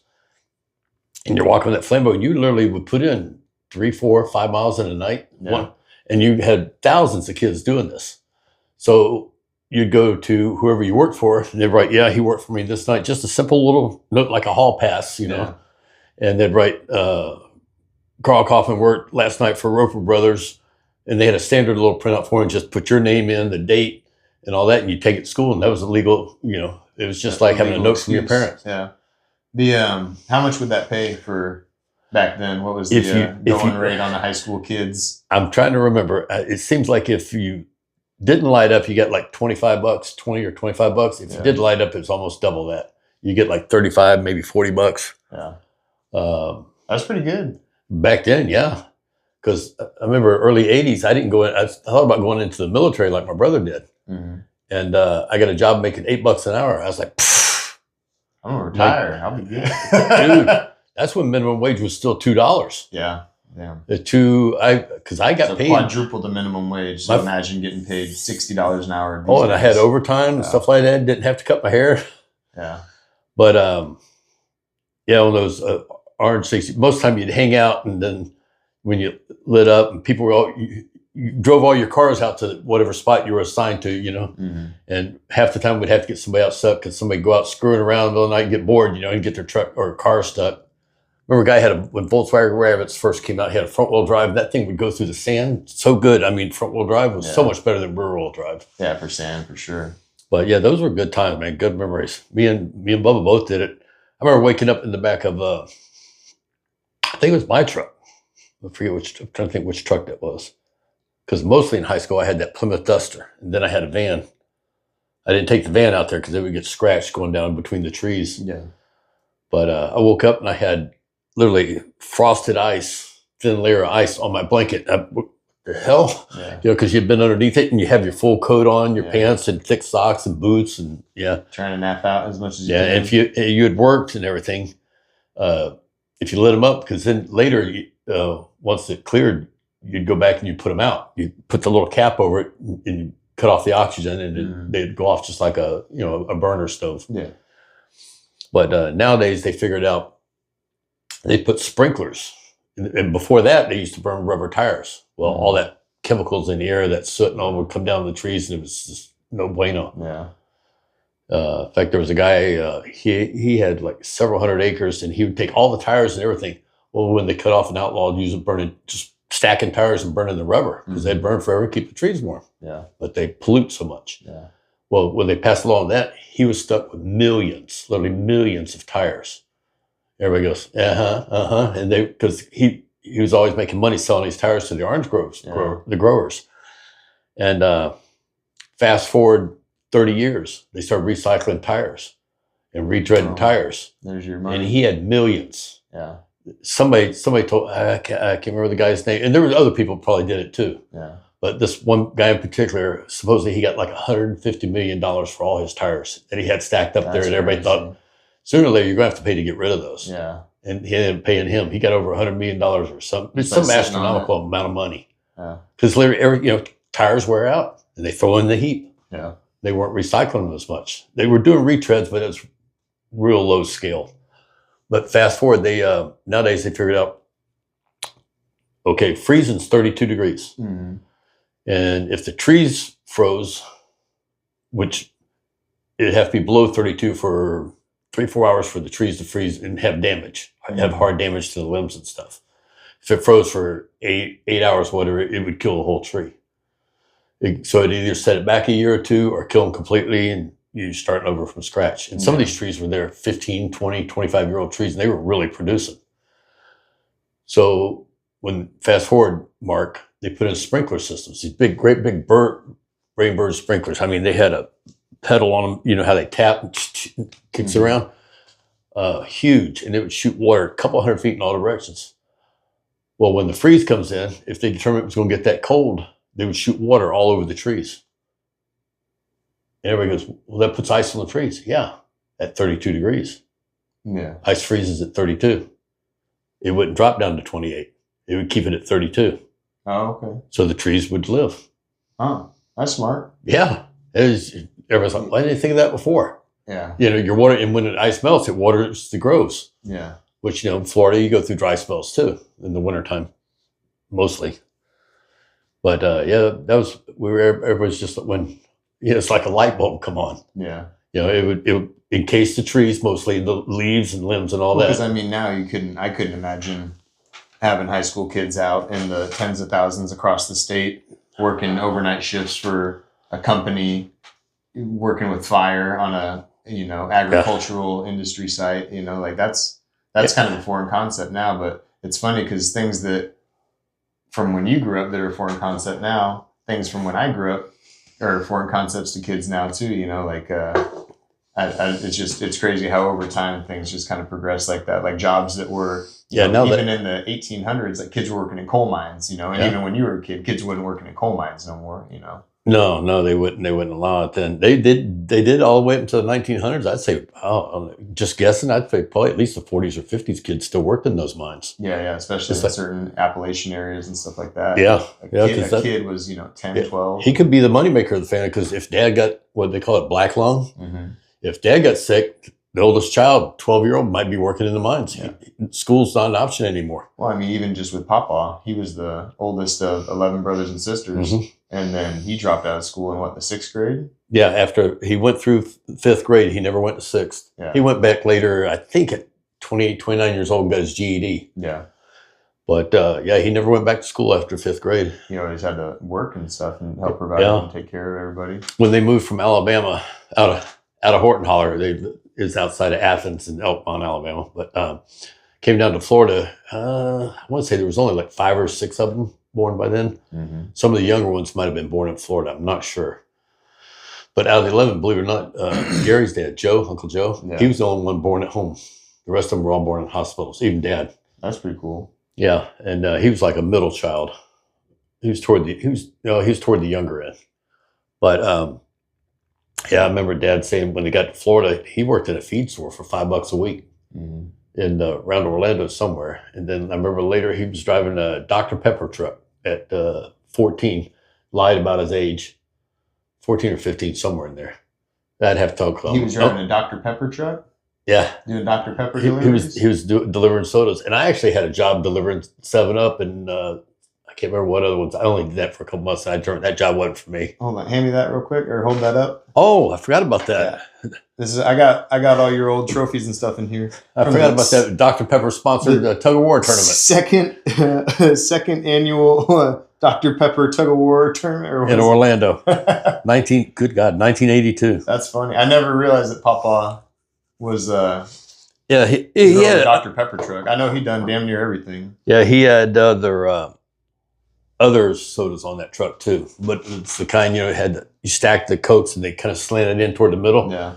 And some had, later on, they got pull downs on it, but a lot of times they didn't. And how'd you end up in the Dr. Pepper tug of war contest? It's something they advertised in 1982. I used to work out at gym, had friends and stuff. Didn't have my buddy Big D on there, Derek. I gotta go see that guy. But my sister's boyfriend, who was like the town tough in Ocoee, where Bubba grew up. We have Winter Garden in Ocoee. Mm-hmm. I lived in Winter Garden, Bubba grew up. But my sister's boyfriend, tough? Jeff, yeah, he was about 5'11", and back. I ended up being bigger than him after on when I worked out. But he was a nice guy. But he was one of the few muscular guys back in those days. Mm-hmm. Big shoulders. Back then, he probably had 19, 20-inch arms. Looked like a big, strong guy. Oh, yeah. There's a picture or two around somewhere when I was like 20 and he was sitting at a table. But he was like our anchor, and some of the guys that I worked with when I was building those prefab houses. And we said, hey, we can do this. They had a weight limit of whatever it was, 1,600 pounds, something like that. Mm-hmm. You could have however many guys to make up that weight limit. Well, we had 9. Well, there was a powerlifting team showed up out there. Oh, shit. To make the same weight limit, they only had 5 guys. A rugby team ended up winning it because those dudes were in shape. We were a bunch of drinkers, and I had 2 or 3 potheads on our team. Yeah, a bunch of partiers. But we had 9 of us. So we had 18 hands, 18 feet. So you had that much traction, that much grip. Mm-hmm. And we took on that powerlifting team, 5 guys, one-on-one, they'd destroy any of us. Even Joe, our big guy, he was like smaller than their smallest guy. Yeah. Their smallest guy was probably 250, 260, somewhere in there. I don't know. But you guys had so much more traction with the feet. Yeah, and we beat them. Not easy, but we beat them. We never lost any ground to them at all. Yeah. But they were one of the first teams eliminated. It's just kind of funny how that works out. But that was a good memory. I forgot about that. Well, I'm sure even when you were competing with arm wrestling and stuff, you saw the same thing. I'm sure there was guys you went against that were bigger than you but didn't have the technique or the strength or the stamina. It's not just the size and strength thing. Yeah, some of them. I think you got that one novice one for California or northwest coast, whatever years back in the 90s, mm-hmm. I think. Most of them, the weight classes kept it pretty even. There was a guy, he was an amputee, and I thought he was cheating. Because he was in a lower weight class? Yeah, he was in a lower weight class, but he didn't have legs. They do that sometimes in jiu-jitsu. There's a couple guys that don't have legs. He weighed in without his prostheses, though, and then he put them back on to compete. So he's weighing the same thing I am without legs. Yeah. Oh, you cheating son of a gun. I'd kick his good leg out from under him. I don't know. So in jiu-jitsu, there's a couple guys that just have a torso, or they don't have legs, or they're missing an arm or whatever. And it's like what was the dude's Newell, the MMA fighter that had one arm? It's like you got to wonder, if the guy's only got a torso and he's got a 260-pound bodybuilder's upper body, but you can't leg lock him or knee bar because he got no legs. He's like, fuck, man, just going strength for strength, trying to get him into an arm bar or whatever. It's hard, man. They got different advantages, and obviously it's more advantage to have all your limbs. Yeah. You would assume. Yeah, because you can it makes for interesting matchups, man. I'll tell you what. Yeah, because I didn't think about that. You couldn't get a leg lock on him. You think about the disadvantages more than the advantages when you just look him at face value. Yeah. Well, he can't push off. He can't get but they figure out how to do most of that. But you can't leg lock him. Yeah. Just John Danaher looking at some guy that has no legs, going, "Why would you ignore 50% of the human body?" And he's going, "Well, I don't know. Who knows?" Mm-hmm. He's the one that had that. He was the early guy on the squad with those top. John Danaher. What was something squad? Hit squad or Danaher Death Squad? Death Squad. Yeah. He was George St. Pierre's grappling coach through that. Firas Zahabi is his MMA coach, but, right. And then he had the Danaher Death Squad. Yeah, with Gary Tonin and Gordon Ryan and it had Gordon Ryan's younger brother too, didn't he? Huh? Didn't Nick Ryan or Nicky Ryan? Yeah, Nicky Ryan. Because now he's friends with not A-Rod. Craig Jones. Well, Craig Jones and Nicky Rod. Oh, Nicky Rod. They all went. Basically, they just left B team. They left Danaher and Gordon by themselves, and then they all went. Yeah. Jones and Rodriguez, and that's when we were in Austin. We went to the B team. Yeah, we went to B team's room and trained. Yeah, met both those guys, Nicky Rod and Craig Jones. Yeah, they were both there that day. That was cool. I went to a seminar. Nicky Rod taught a seminar at 10th Planet Portland because they do that no-gi summit. Yeah. Is this the one from this? This one has all my... I won this in a thing. Phil had them all sign these, which was pretty cool. I don't think this was it. This was from a different year. But they had Nicky Rod there, and I remember everyone was doing pictures at the end. And I did like a bunch of push-ups. And he's like, bro, did you just do hella push-ups to like look pumped up when you're standing next to me? I was like, yeah, bro, I can't let you outshine me. I remember he just looked at me like, you're a dumb motherfucker. And I just got as big as I could. I was like, hell yeah, we're the same size. Nicky Rod's an athlete, man. Oh, dude, he's huge. He's huge, and he's cut. All those guys on... I remember he's about 6'2". On B team, man. It's crazy. Yeah, he's at least 2 or 3 inches taller than I was. Yeah, I tried to get up on my tippy toes and like pull him down a little bit. It wasn't like when you posed in that picture with Faber. Oh yeah, when I was 19. Yeah, 19 or whatever. Yeah, because he's a smaller guy, Uriah Faber. Yeah, he was tiny. He's about 4 or 5 inches shorter than me. Yeah, he not him, but I remember when we've gone to these different tournaments and stuff. When we went to, I think it was up by Portland or Salem or somewhere. It's one of the first bigger tournaments you did. I think you were a yellow belt. And I was never a yellow belt. Those are yellow belts for kids. But it's white, blue, purple, brown, black. Maybe it was blue belt. Yeah. No, yeah, I think it was because you had time in, but you were still doing gi tournaments also. Then I was still a white belt because when I ran Warrior, we didn't have no belts. I trained with Tubbs and Stancliffe for 6 years, and there's no one to belt anybody. And when I first started training with Andrew, I trained with them for... It wasn't long after you came to 10th Planet. Yeah, it was 5 months after coming here. He gave me my blue belt. I was probably a blue, but if I was still doing the gi, I think I only did 1 or 2 gi tournaments for 10th Planet. Well, that's where I was getting at is this tournament, you didn't realize until after you got there, you had signed up for both gi and no gi. Oh yeah. They did the gi first and then no gi later. You ended up winning the one and came in second in the other or something. Yeah. But you had like 11 matches that day. I was like, dude, how do you make it? I won in the gi and I had 4 or 5 matches. And then I got first place. And I was a white belt still. And that was actually the last tournament I did before I switched teams. And then I did the no-gi. And then I had another 6 or 7.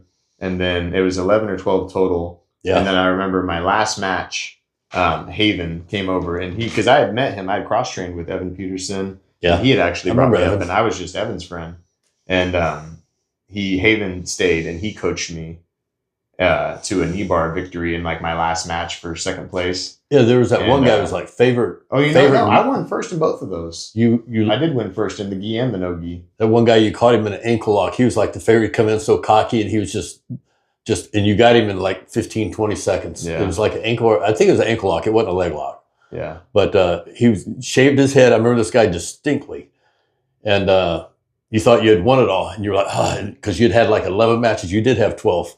Yeah. And they go, oh, you tied on points. You got one more to go after you already had the mind because your knee was hurt. Yeah. And you had the mindset, okay, I'm done. Like you told me later, you had turned that switch. Okay, I'm done. Then it wasn't even 5 minutes. They said, no, you're tied on points. You got one more match. You had to go one more. Yeah. And I think that's when I was thinking you came in second, but you were tied going into that last match. I just remember that was when I switched because I remember Haven stayed back. And people were trying to like, hey, Haven, come take a picture with the team or whatever. Haven's like, oh, Kellen's got one more match. And he stayed and he coached me instead of going and getting a picture with like all the 10 planets, like 4 or 5 gyms, took pictures together. And Haven was like, fuck that, I'm going to coach Kellen. And he didn't even know me. You know what I mean? Yeah. And he stayed and I was like, dude, this gym's like the best. And then getting to come up and drive back and forth every week for 4 years. And just every time I had a day off, I'd get off on Wednesday, drive up here, train double days on Thursday, Friday, do Wednesday night, double day Thursday, double day Friday, and then come back Friday night because I had to work on Saturday morning.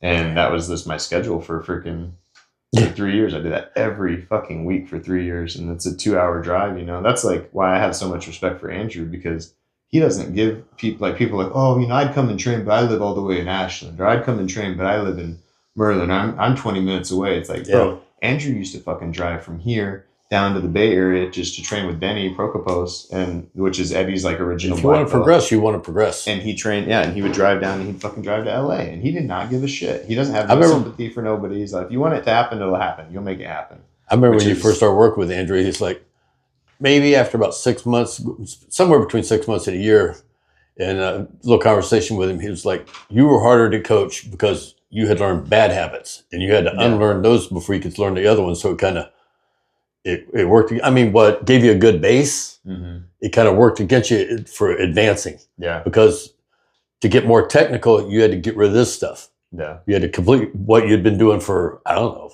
5-6 years, however long you'd been over at Warriors and all the other stuff. Yeah. Well, from 18 or 19 till 20, I was training.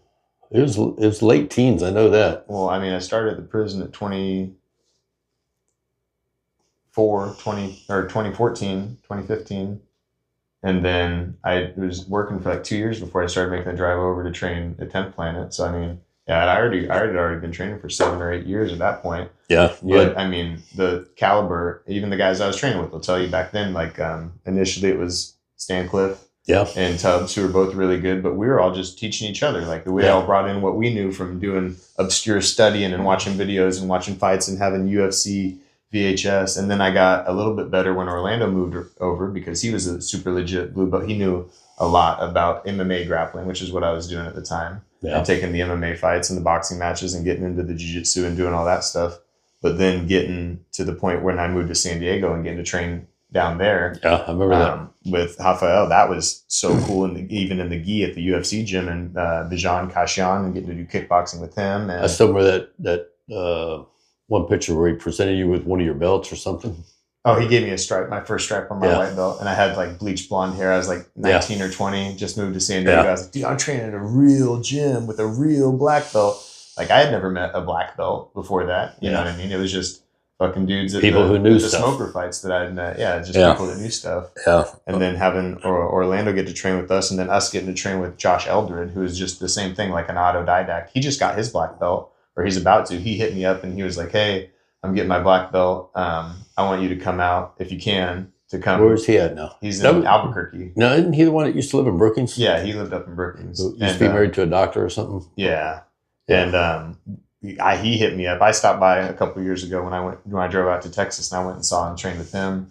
And he's getting his black belt. He hit me up, and Matt Howell, who just got his black belt, he was one of the original guys that I was training with. I remember him. I didn't know Matt got his black. Yeah, he just got it, and getting to go and see those guys progress to the level that they're Matt's at. still here, right? Yeah, Matt's still here with us. Yeah. So he's always. I didn't see him last night. So fucking funny. He just. I like he him. just still takes a fight. They'll call him with like a 48-hour notice, like, "Hey, our headliner for our heavyweight MMA title fell out. Can you come fight?" He's like, oh, "I'm not a fucking pussy. I'll fight that guy. I don't give a fuck." And he'll go in and he'll just bang with them. You know what I mean?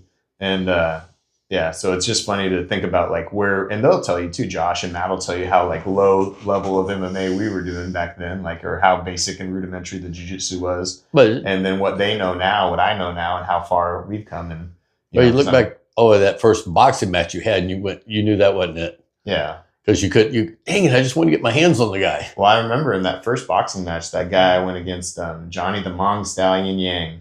He had done boxing in college, like at a good boxing program at some UC. And I didn't find that out till after I fought him.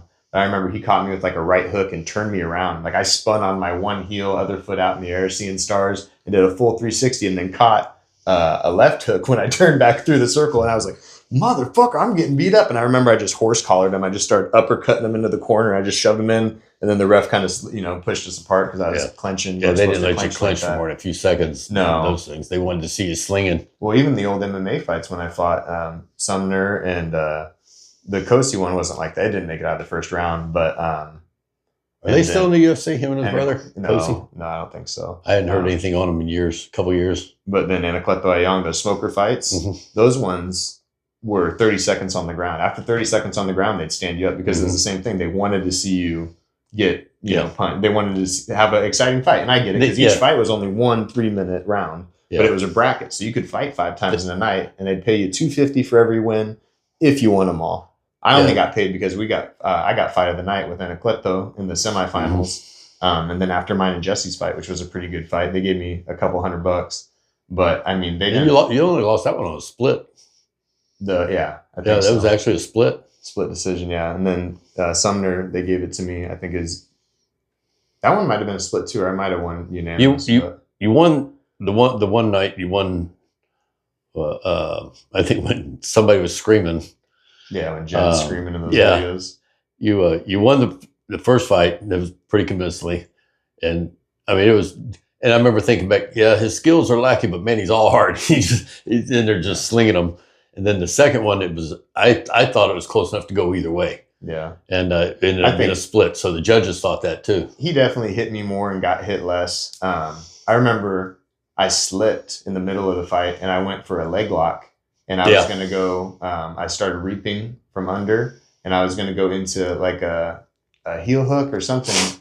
And the ref was like, oh, no twisting leg locks or no reaping. And I remember like coming over on it and I was going to fucking basically like belly down ankle lock him. And I was like, okay, well, fuck. And then I like let it go and he just comes up and his arm reached around and just pulled me back. And then he had me up on the ropes and was beating me up like I was beating Jesse up the round before after he fell from trying to head kick me. But the rules back then were just like the reffing was not top quality, and then those rules were set up to get you beat up because they wanted the exciting fights. Yeah, they don't want to see those. They want pure entertainment. Yeah, they want knockouts. Like they want to see like a bar brawl. Yeah, they don't want to see the technical stuff on the ground. Well, that dude that ran it, Don Arnett or whatever his name was, he was like, from what the rumors were back in the day, was he ran a porno company up in Canada. And then in the summertime, he would just get these 2 or 3 big toy haulers full of like the ring and the production equipment. And he would drive down the coast with a crew and just put on these amateur fights and make a couple grand and then drive back up to Canada and film porn all winter and wait for the summer and just fucking cycle that routine until he had his hustle going on. Yeah, because on the reses, I mean, they could just set that stuff. They didn't have to go through all the channels. Yeah, they could just set that stuff up and okay it and say, here it is. Well, and that's all it was too back then. Even in 2010, I know it wasn't 1994 UFC 1, but like for us, those smoker fights like that, like that's not how it's the industry set up anymore for amateur MMA. It's not the brackets like that. Yeah. And then like the guys that I grew up fighting with, like Orlando, who was our coach essentially for MMA, like our top guy, and Matt Chadwick and Chris Hooper and Austin Moore. It was just a bunch of fucking crab fishermen and landscapers and res kids, and we were just kids that I grew up playing baseball and football with my whole life in high school and as kids, and we were just in there freaking swinging them, Bronson and Lakey and all the, you know what I mean? Like it was. Remember, Matt was good with his hands. His overall MMA was pretty good. He just had that old school style. He was a sprawl and brawl. He was a ground and pound. He liked to take guys down and he could beat up guys in their closed guard, kind of like a Chael Sonnen. He had good hands. Approach. He had really good boxing. He was a super crisp boxer. I remember watching his drills when he had Mateo, his kid, the oldest. The only fights he ever really lost is when people were able to just take him down and hold him down. Yeah. And he never got just beat up on the feet or nothing real bad. I mean, he was always. And Austin he's just physical. Austin was so good. Well, he's super intense because he fucking hates. There's guys that love winning and there's guys that hate losing. Mm-hmm. I hate fucking losing. Austin hates fucking losing. He loves winning, but he fucking hates losing. And his thing was that he was always just had such good like timing.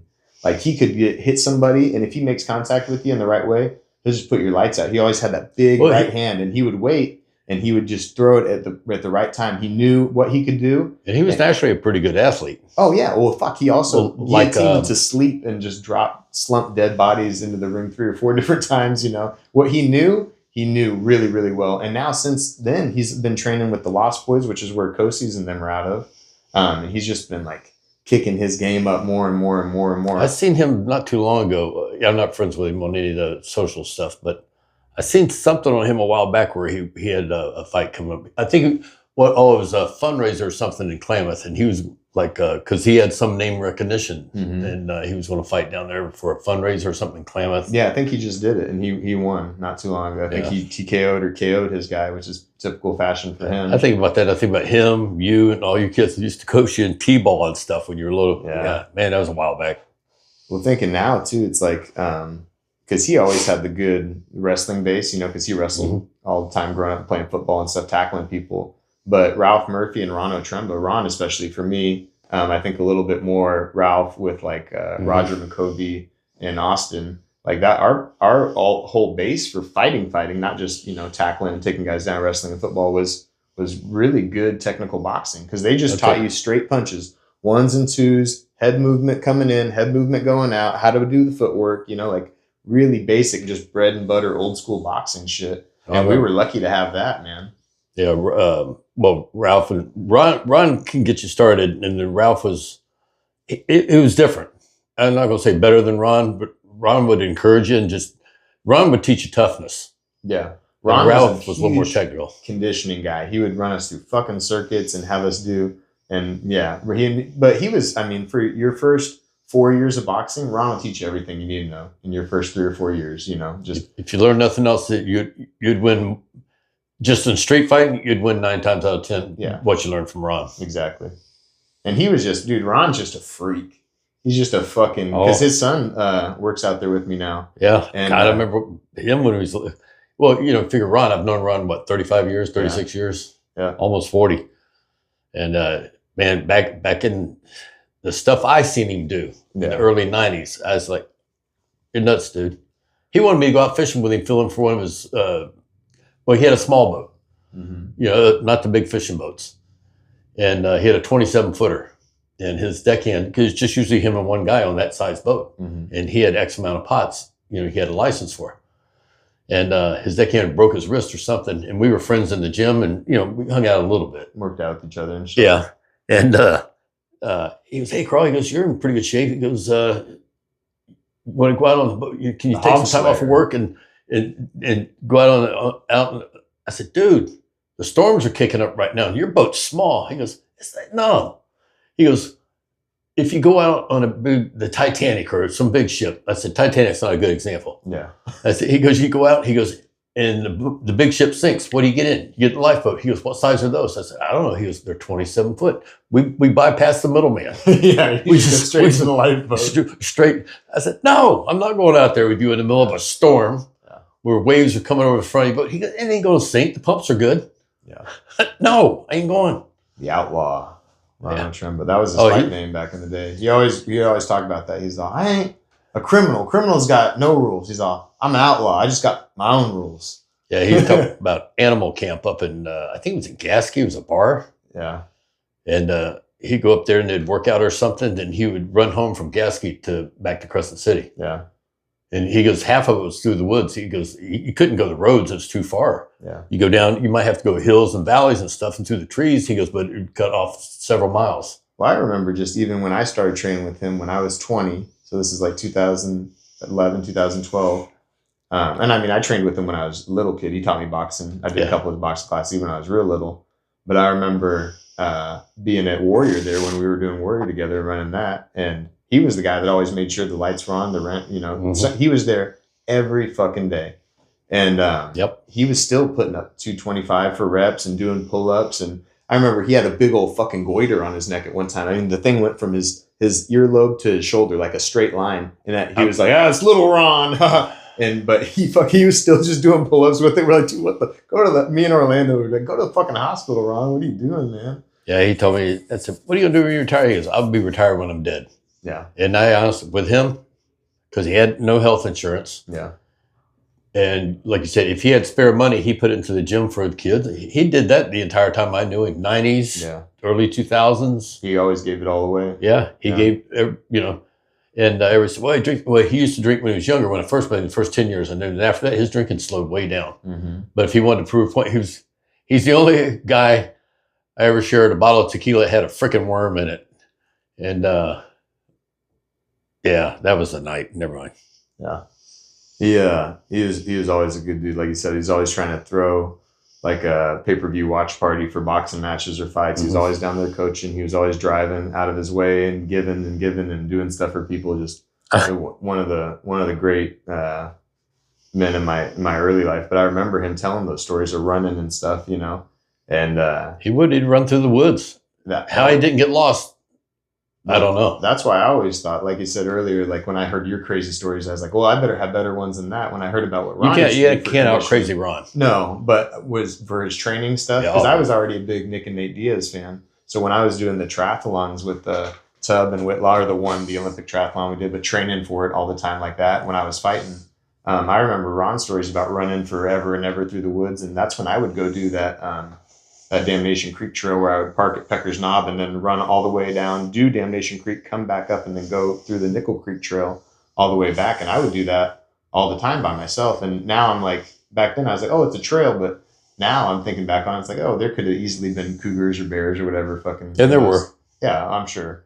But I told you I seen a cougar out the old along the bluffs where the old highway used to be. And there was still asphalt on the point. Slide came down 15 years ago, but before the slide came, you go around there and out to that point, there was actually asphalt. And that's where I camped with Oreo. Just me and the dog. And I got out there, I thought, well, this would be some solitude. And okay, you're 2 miles from the closest road. Piece of this old asphalt because the rest of the road had dropped off into the ocean. Yeah. And I'm out there with the dog and I'm in this little tent and I go, okay, that first hour was cool. After that, what are we doing here? Yeah. But yet, by then, you could not go out there in the dark. No. You had to wait for daybreak. But stuff like that, I mean, just where we grew up, you're always going to kind of be out in nature like that. But hearing stories about like Ron doing stuff like that, I remember thinking like the stuff, that's what got me to do the crap I used to do, where I would like jog down from our house to the end of South Bank, go down to Richie's property, hop in the river, and then like swim down. Run beam hole. And do that whole thing, do that little loop when I was even just in high school training and doing that stuff just to get in shape for football and all the. We were going down there launching the canoes on Richie's property and taking out the house or take out a little bit down below the bridge on the rock garden there. Depending on the depth of the river, depending on what the river was doing.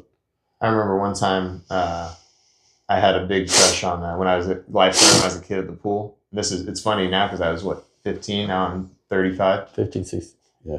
20 years ago. And I remember I took Tammy Placetti out on a date. And oh, really? Yeah, and we were going we got the canoe from the house and we were going to go down. Ron Placetti. It's her dad. Yeah, I don't think I ever knew him too much. Yeah, he was a counselor out at work. I finally got the courage up. I asked her out on a date. We went out on this date and I took her down, or I thought it was a date at the time. But I took her down the rapids and I remember something happened. I think she like stood up because it got kind of rough on the rapids when, I know because growing up rafting with you and stuff, you drop down low, lower your center of gravity and you'll be fine. And she stood up and she tipped the whole boat. Well, when she tipped the boat, she had her cell phone in there. We had like a cooler full of food. I remember when that happened. Yeah. And then we're both lifeguards, so she swam over to the shore. I got the boat. We got the stuff out. And I remember it was just like the worst way that I didn't get no second date. We'll just put it that way. Yeah. The worst way a first date could have gone. But that little loop, I mean, I remember doing that with Don and them when they came to visit. Yep. I remember doing anytime we would go, hey, you want to go on a canoe trip real quick? And people were like, what the fuck? Like, yeah, we'll just pull out right behind the house. And we would do that. Just go down there, launch it, and then take the truck back to that. We used to do that during barbecues. Yeah. Oh, yeah. I remember. We'd shuttle people down the end of the road, drop them off, and come back. And then not even just at barbecues, but I remember doing that going way upriver and pulling out behind our house. Yeah, we'd depend on what time of year it was, how high the river was. Either launch a short run, launch it at Richie's property. Otherwise, you had to go around and go up North Bank Road. Well, me and you would always do we go up. But we take the Sevlars. We wouldn't take the canoe. Yeah, I'd get one of the inflatable Sevlars, and you would too. We'd put up there, or we went to what's the flat up there? The trail coming off of 199 where it goes through the woods there. The other side of the river. The second bridge? You got North Bank Road and then 199 where it turns and goes toward Crescent City. Like Stout Grove? Not Stout Grove, but the road that turns off to the right when you're coming from Gasky toward Crescent City. You're coming from Gasky. Yeah, we took Bubba and all them down there when they came to visit. We used to go down there quite a bit. Second Bridge? Like where I used to? No. Way down from that. Mary Adams or one of those? across the river from the other side of the river. Jed Smith? It's something Grove. There's one turnout right there that you can turn into. People always stop on the other side of the road. There's just enough room to pull a car off where the road goes. Walker Road? Walker Road. Okay, yeah. Down in there. We used to go put in down there. That'd make a longer run. Jen and I, were you and Placetti dumped the canoe? Mm-hmm. We dumped it because we went up to Peacock and put in at Peacock, and we were coming down. Peacock. We dumped it at Brundeen, right at Richie's property. Walker Road came in across the river from Peacock. Almost. It's a little catty corner. Yeah. But we used to put in either side. That's where that made the longer run. Mm-hmm. Jen and I did that, and when it got even past Richie's property, where it come around that corner, it would come down and head toward the rocks. And we did the same thing. We dumped right there, and my glasses came off. How I caught it underneath the water, they fell into the water, and I got in the river, flowing river, and I caught them and saved my glasses. The most expensive thing I had. Yeah. I don't think we lost anything, but drug it up on finally got the rope and got the canoe up onto the rock bed. And Jen got over there, and we were sitting there, we were looking at each other. We're like, well, that was a good move, because canoe's not as stable as a raft, obviously, or a kayak. But we pulled up there, and we look up at the bank, which was at that part of the river, or part of South Bank Road, 30 foot above river level. Yeah. There's this old guy sitting up in a chair just like this. He's sitting there. We're coming down the river this way, and we dump there, and he's watching us struggle and all that. We get settled. We look up there, and he's up here sipping his tea. He's going, just look at us like you dumbass. Yeah. How many times has he seen people do that? Because if you want to do it anywhere, the way that curve right there, because they hit a rock, and it would push the water back. Well, a canoe is, canoe's going to take on water. Yeah. Kayak, you'd probably be fine. But once you take on water, then it's gone. Yeah. And he's probably seen that 100 times. But that was probably his Saturday afternoon entertainment, just sipping his iced tea or whatever. Watching dummies come down the river. Oh, yeah, because he was probably a solid 50 foot above us back up there on the bank. That was, like I said, that whole area was a fun place for you to grow up. And it was actually, as a younger adult, still had a lot of fun. Oh, yeah. It's just playing in the woods and playing in the river and getting to kind of go do that thing where, we didn't have cell phones. We didn't get a computer until we didn't get a home computer until I was in 4th or 5th grade. Probably around there. Yeah. It was just different, man. And just being able to ride your bikes around and go fishing and build forts and stay outside. Like, I had video games. I had the Xbox and all that kind of stuff. Atari. But, we still... No, you didn't have Atari. You had Xbox and was your big one. I had Sega before that. Sega Genesis. Sega Genesis. Atari was the older one. Then they made a comeback and made a spoof of it. Yeah. But, man, it's just... I was really, really lucky, man, to be raised where we were raised and be able to do all the going to Raspberry, going to the Devil's Punch Bowl, going and doing all that stuff and getting to do those hikes and those camps and learning how to make a fire and knowing how to chop wood and knowing how to... Stone Lagoon? Yeah. A couple times down there, camping on that island, and that bear came and camped. Oh, yeah, it's Stone Lagoon. You're like, Dad, go out and run him off. No, you go run him off. I remember... And they had those bear boxes. I remember one time I was camping down there when I was... 21, I was dating Megan, and we had come out from Florida, and we were moving up to Eugene, and we were going to do a night camping right there. And did you go over to the we went to the primitive campsite. So at Stone Lagoon, you have to go and you park, and then we took the canoe across, and we went across it's a lagoon, same place where we used to go, and we camped over by the spit. Yeah, exactly where we used to go. And there wasn't nobody else camping. A couple of times we had other people camping over there with us. There was somebody, guys that one time that caught those fish. Yeah. And they made that big reed bed. And they were kind of doing a primitive camping thing. But I remember we heard a bear like right in our campsite when I was down there with Megan, and you had given me that 38. And I remember I just like opened the zip on the thing up, pop, just pop one off into the air. And you heard it, it went off. And she was like, "What the fuck are you doing?" I was like, "There's a bear out there." And she's all, "What the fuck? There's a bear out there?" I said, bears all over. Well, it's something that, we grew up with bears in the yard all the time and bears up in trees on our property, and grew up seeing, when we went hiking, seeing the cougar on the shore when we went up and did Buck Lake and sniffing our shit, I grew up around all that. So it wasn't too crazy for me. Like, it's scary, but. I used to tell everybody, bears, I said, you didn't worry about the bears so much. Cougars cougars will stalk you. Yeah. Bears will usually shy away. And, because we had them in the front yard, the backyard, in the tree. Elk, we had elk there. We had, we had it all. Cougars, the only thing. And we didn't have too many cougars in our yard, but the neighbors did for some reason. Even like 2 years ago when I did that hike up to the top of Table Rock. And I was going up there at sunrise. I wanted to make some videos for my Broverbs page. Pre-dawn. It was pre-dawn, and the sun was rising. It was beautiful. And then I got up there, and I had my little headlamp on. I caught the yellow in the eyes, and it was a mama and a baby, and I could barely make them out. And I ended up firing a couple shots out of my 9mm just into the dirt in front of them because they weren't like. I was like, I remember I took a video, and I was like, I don't give a fuck. You could see their eyes, and I had the video. I was like, I'm finishing this hike, and then I make another video like 10 minutes later. I was like, well, I didn't finish the hike. I'm going backwards, but I walked backwards down that mountain with that fucking 9 in my hand and my headlamp on, like going like this. And that one followed me when I fired those shots off. The little eyes disappeared, but the fucking bigger set, it followed me for a quarter mile down that fucking trail. Yeah, and I was walking backwards. I was scared as shit. Wildlife's one thing, bear, cougar, whatever. But if they got a baby with you, it's 10 times more dangerous because they think they got to defend that their kid or their cub. Yeah.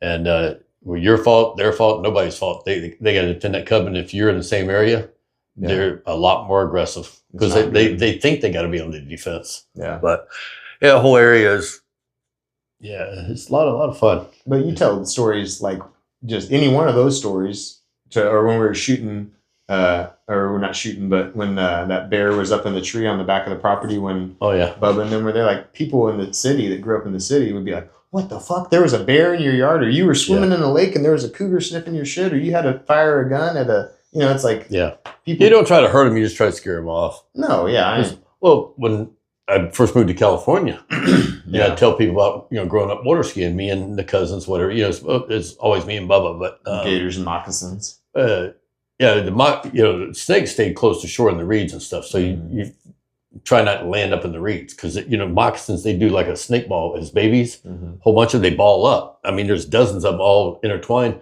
And those little baby moccasins, that's the few deaths that did occur or bites would be if somebody was water skiing and wound up in the reeds and landed on one of those snake balls. Yeah. The grown moccasins everybody goes, well, they want to attack. Bullshit. They're aggressive. It's an aggressive snake. They will come after you. People very rarely get bit. Just like with an alligator, it's very rare because alligators are not aggressive, but they're defensive. You get in their space. And I tell people about seeing an alligator close to shore. Maybe every now and then, you usually didn't go out through the middle of the lake a whole lot. Depends what lake you were in. They go, why didn't you water ski in a lake with no alligators? This is 20, 25, 30 years ago. Yeah. Me telling people. Find me a lake in Florida that don't got no alligators. Find one without alligators in it, I'll go ski in that lake. Yeah. But we'd get out of school in our blue jeans. And if we didn't have shorts or something, we'd take the boat, have the boat and a case of beer because drinking age was 18, legal. Yeah. We have a case of beer in the cooler. We'd get out 6th period or whatever, We'd already have the boat behind the truck in the school parking lot. We'd head to the lake because, school was here, house was here, the lake was over there. Yeah. The one we like to ski in. And we just load up and we go there. It looked like, who's the singer? Alan Jackson. He did on the Chattahoochee. Talking about water skiing, showed him with a hat and his vest, and he was wearing blue jeans. Yeah. More than once you've seen us out skiing in full-blown blue jeans because I cut my jeans off one time and Mom was like, you cut your good blue jeans off. I said, I needed shorts. That was the last time I did that. Yeah. Yeah, you didn't cut up good pants. The thing that's funny to me is that people always, they go, oh, is your old man still out in Florida? I get that question. Like, not as much now because so many people have retired. But I goes, yeah. And they go, man, I'd live down there, but those hurricanes and the gators and the moccasins and I'm like, bro, they say the same thing about California. Wildfires and mudslides and cougars and bears and earthquakes. And it's just a matter of, like you always said, it's a matter of what you're used to. Yeah. And, but hurricanes don't sneak up on you. Yeah, exactly. You can prep for them. I don't know. I just think it's funny what you get used to being where you are. Like in India, they get fucking tiger attacks. If a fucking tiger, and tigers are aggressive, they're hunting people in a city down there. Yep. If I was even in Crescent City and I seen a fucking tiger running through the street, I would be pissing myself because those things are trying to get into buildings. They're trying to find a meal, because it's so overpopulated. Everybody talks about lion being king of the jungle. A tiger could kill a lion. You think so? Oh, they're just that much bigger. Are they? Oh, okay, I didn't realize. Yeah, a big lion can get huge. Yeah, but look it up online. You know how they do those simulated AI videos and stuff. A tiger, I forget which kind. They have Bengal tiger. They have Siberian tiger, and I'm pretty sure they're like, I don't know, 15-20% bigger than a lion. Yeah. And they're just watch a Jungle Book. Yeah. Shere Khan. He killed the leader of the wolf pack. Just tossed him. And well respected, but he was smaller, so he tossed him before the rest of them could jump him. I always hated those things where the good guy loses because the other guy cheated. Yeah. What's another one? Gangs of New York. Mm-hmm. You had Bloody Bill, but you had that Bill the Butcher, the Irish tough guy. He was running for sheriff. Bloody Bill's trying to drag me into a fight, and we're not going to fight. We're going to go up here and discuss it. And Bloody Bill's like, "Yeah, come on up my office up here." And he starts walking up in front of me, so he stabbed him in the back and killed him. Yeah. When he was trying to look good, but he straight up fight. He would maybe beat him. Fred White getting shot in Tombstone. Yep. By Curly when he's got the. Yeah. Whenever they cheat and. Yeah, I didn't like that. I like being the anti-bully. I think that's what I liked about my job at prison. I didn't have a hard time saying no to the guys. It wasn't that I was tough or macho or anything like that. I just didn't like the cheaters getting away with shit. Mm-hmm. And that's that way in real life too. I don't like. What aggravates me more than the bully is the people that cower to them. Yep. Not everybody's a fighter. I understand that. Not everybody's confident enough to. Yeah, and some guys, like I tell you, most bullies aren't that good. Yeah. But there are some that are good. Nothing's absolute. It's hard. I think I like certain types of bullying. I like hazing and stuff like that, and giving shit and talking shit with your buddies and all that kind of stuff. But like a genuine, you can tell when it's like people giving you shit and flicking you shit and making fun of you because they're your buddy or your partner or whatever. Mm-hmm. And then there's people that genuinely come in, they're like, "Hey, man, we're gonna do it this way." It's like. Yeah, that kind of shit drives me. To me, that's real. That's real bullying. You guys hammering on each other. Yeah. You're rousting the guy and you try to get the leg up on him and all that. But the real bullying where they're trying to most bullies don't want to fight. They want you to cower down. They want to see you scared. Yeah, exactly. Most. Again, nothing's absolute. Everybody asked me about inmates. Back to when we were talking about some could be innocent. Yeah. Yeah, very small percentage. Nothing's absolute. At that particular prison at that time, they were the worst of the worst. So it was like people go, well, some of them would be better in society. I said, very few. There are some, but very, very few. Yeah, it's just the bully thing though. I've always hated bullies. And I had a guy, Danny Stanley. I was in 4th grade, and he was like in elementary school was here, the middle school was here, and you had to walk on the same road. Mm-hmm. And then our house was the second house in on the first street past middle school. Mm-hmm. So I had to go past there. Well, he was like 7th grade or 8th grade. And I was in 4th grade. That guy probably beat me up half a dozen times. But after the first one, the other 3, 4, 5 times that he beat me up is because I attacked him. Yeah. I shot him with those little blunt tip bow and arrows that my friend's older brother had. Like a wooden dowel? It's just a real blunt tip. I shot him. He was coming by one time. I jumped up, pow! It didn't go in him. It bruised or something. He jumped on me. And another time he had his back turned to me. So I took my bicycle. I was riding down the road, going as fast as I could on my old Swin, the old banana seat bikes. And before he'd get turned around, I hit him going wide open. Yeah. Got on me, beat me up again. But yeah, I've always hated bullies. I think I was always the same way, where I was raised by you in a way that when stuff happened, even if I'd get my ass kicked, there was certain stuff I just couldn't abide. And I'd get my ass kicked 10 times for something I believed in, you know what I mean? And you always, like you said, you never bet against yourself. You had always told me that. I remember there's a few times where, basically people called me like, well, let's see this out. Okay, let's go, And I didn't always win. I didn't win every fight. I remember he'd probably he hate me for telling this story. I won't tell anyways. I just won't use his last name. But big guy, me and you both know big guy Johnny. And I remember he said one day, he was like, well, you just think you could kick everybody's ass? And this is where it comes in again, like talking shit between your partners and your buddies, and then like actually bullying everybody. I was like, I don't think I kick everybody's ass. And he goes, oh, you just think I try to remember how he worded it. It said something about, you just think you could beat up everybody in the world? I was like, no, dude. I was like, there's probably 10,000 people that could whoop my fucking ass, tree to tree. And I was just saying, I don't think you're one of those people. He got so fucking mad at me. But again, that's a buddy and a partner and stuff. But stuff like that is just, you gotta, if you're gonna have somebody come up to you and be like, hey, I ain't gonna live like that. You're not gonna sit there and just poke me in the fucking chest all day. In fact, I'll probably give you about one poke and I'll fucking yell at you. And if you want to fight, you might be able to kick my ass, but we're gonna see, because I'm gonna try to kick yours. Well, if you get in a fight, even if you lose the fight, the guy's got more skills. He's tougher. He's bigger. Whatever it is, or he's luckier. Yeah, it can be any one of those reasons they win the fight. Or he cheated. Yeah, yeah. That goes to experience. Is it really cheating? But if you give it your all, and say fast forward a week or two, same situation happens, and you're right there, and he knows you gave it your all, and you're not going to back down, he probably ain't going to want to go a second time. No, yeah, exactly. Even if he won the fight, do you really want to go through that again? Mm-hmm. Did you really enjoy it that much? Yeah. Like make it like very few. Make fighting you be like someone kicking a beehive.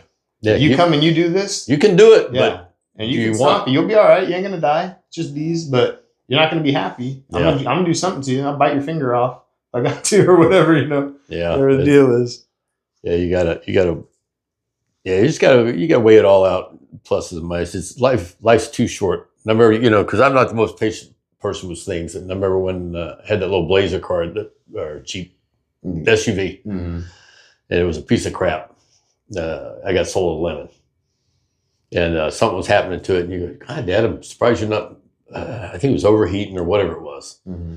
You go, I'm surprised you're not all mad about it. I said, dude, and this was 20 years ago. Mm-hmm. You said, I'm surprised you're not furious or mad. I said, and that's one of those times when I was ahead of it.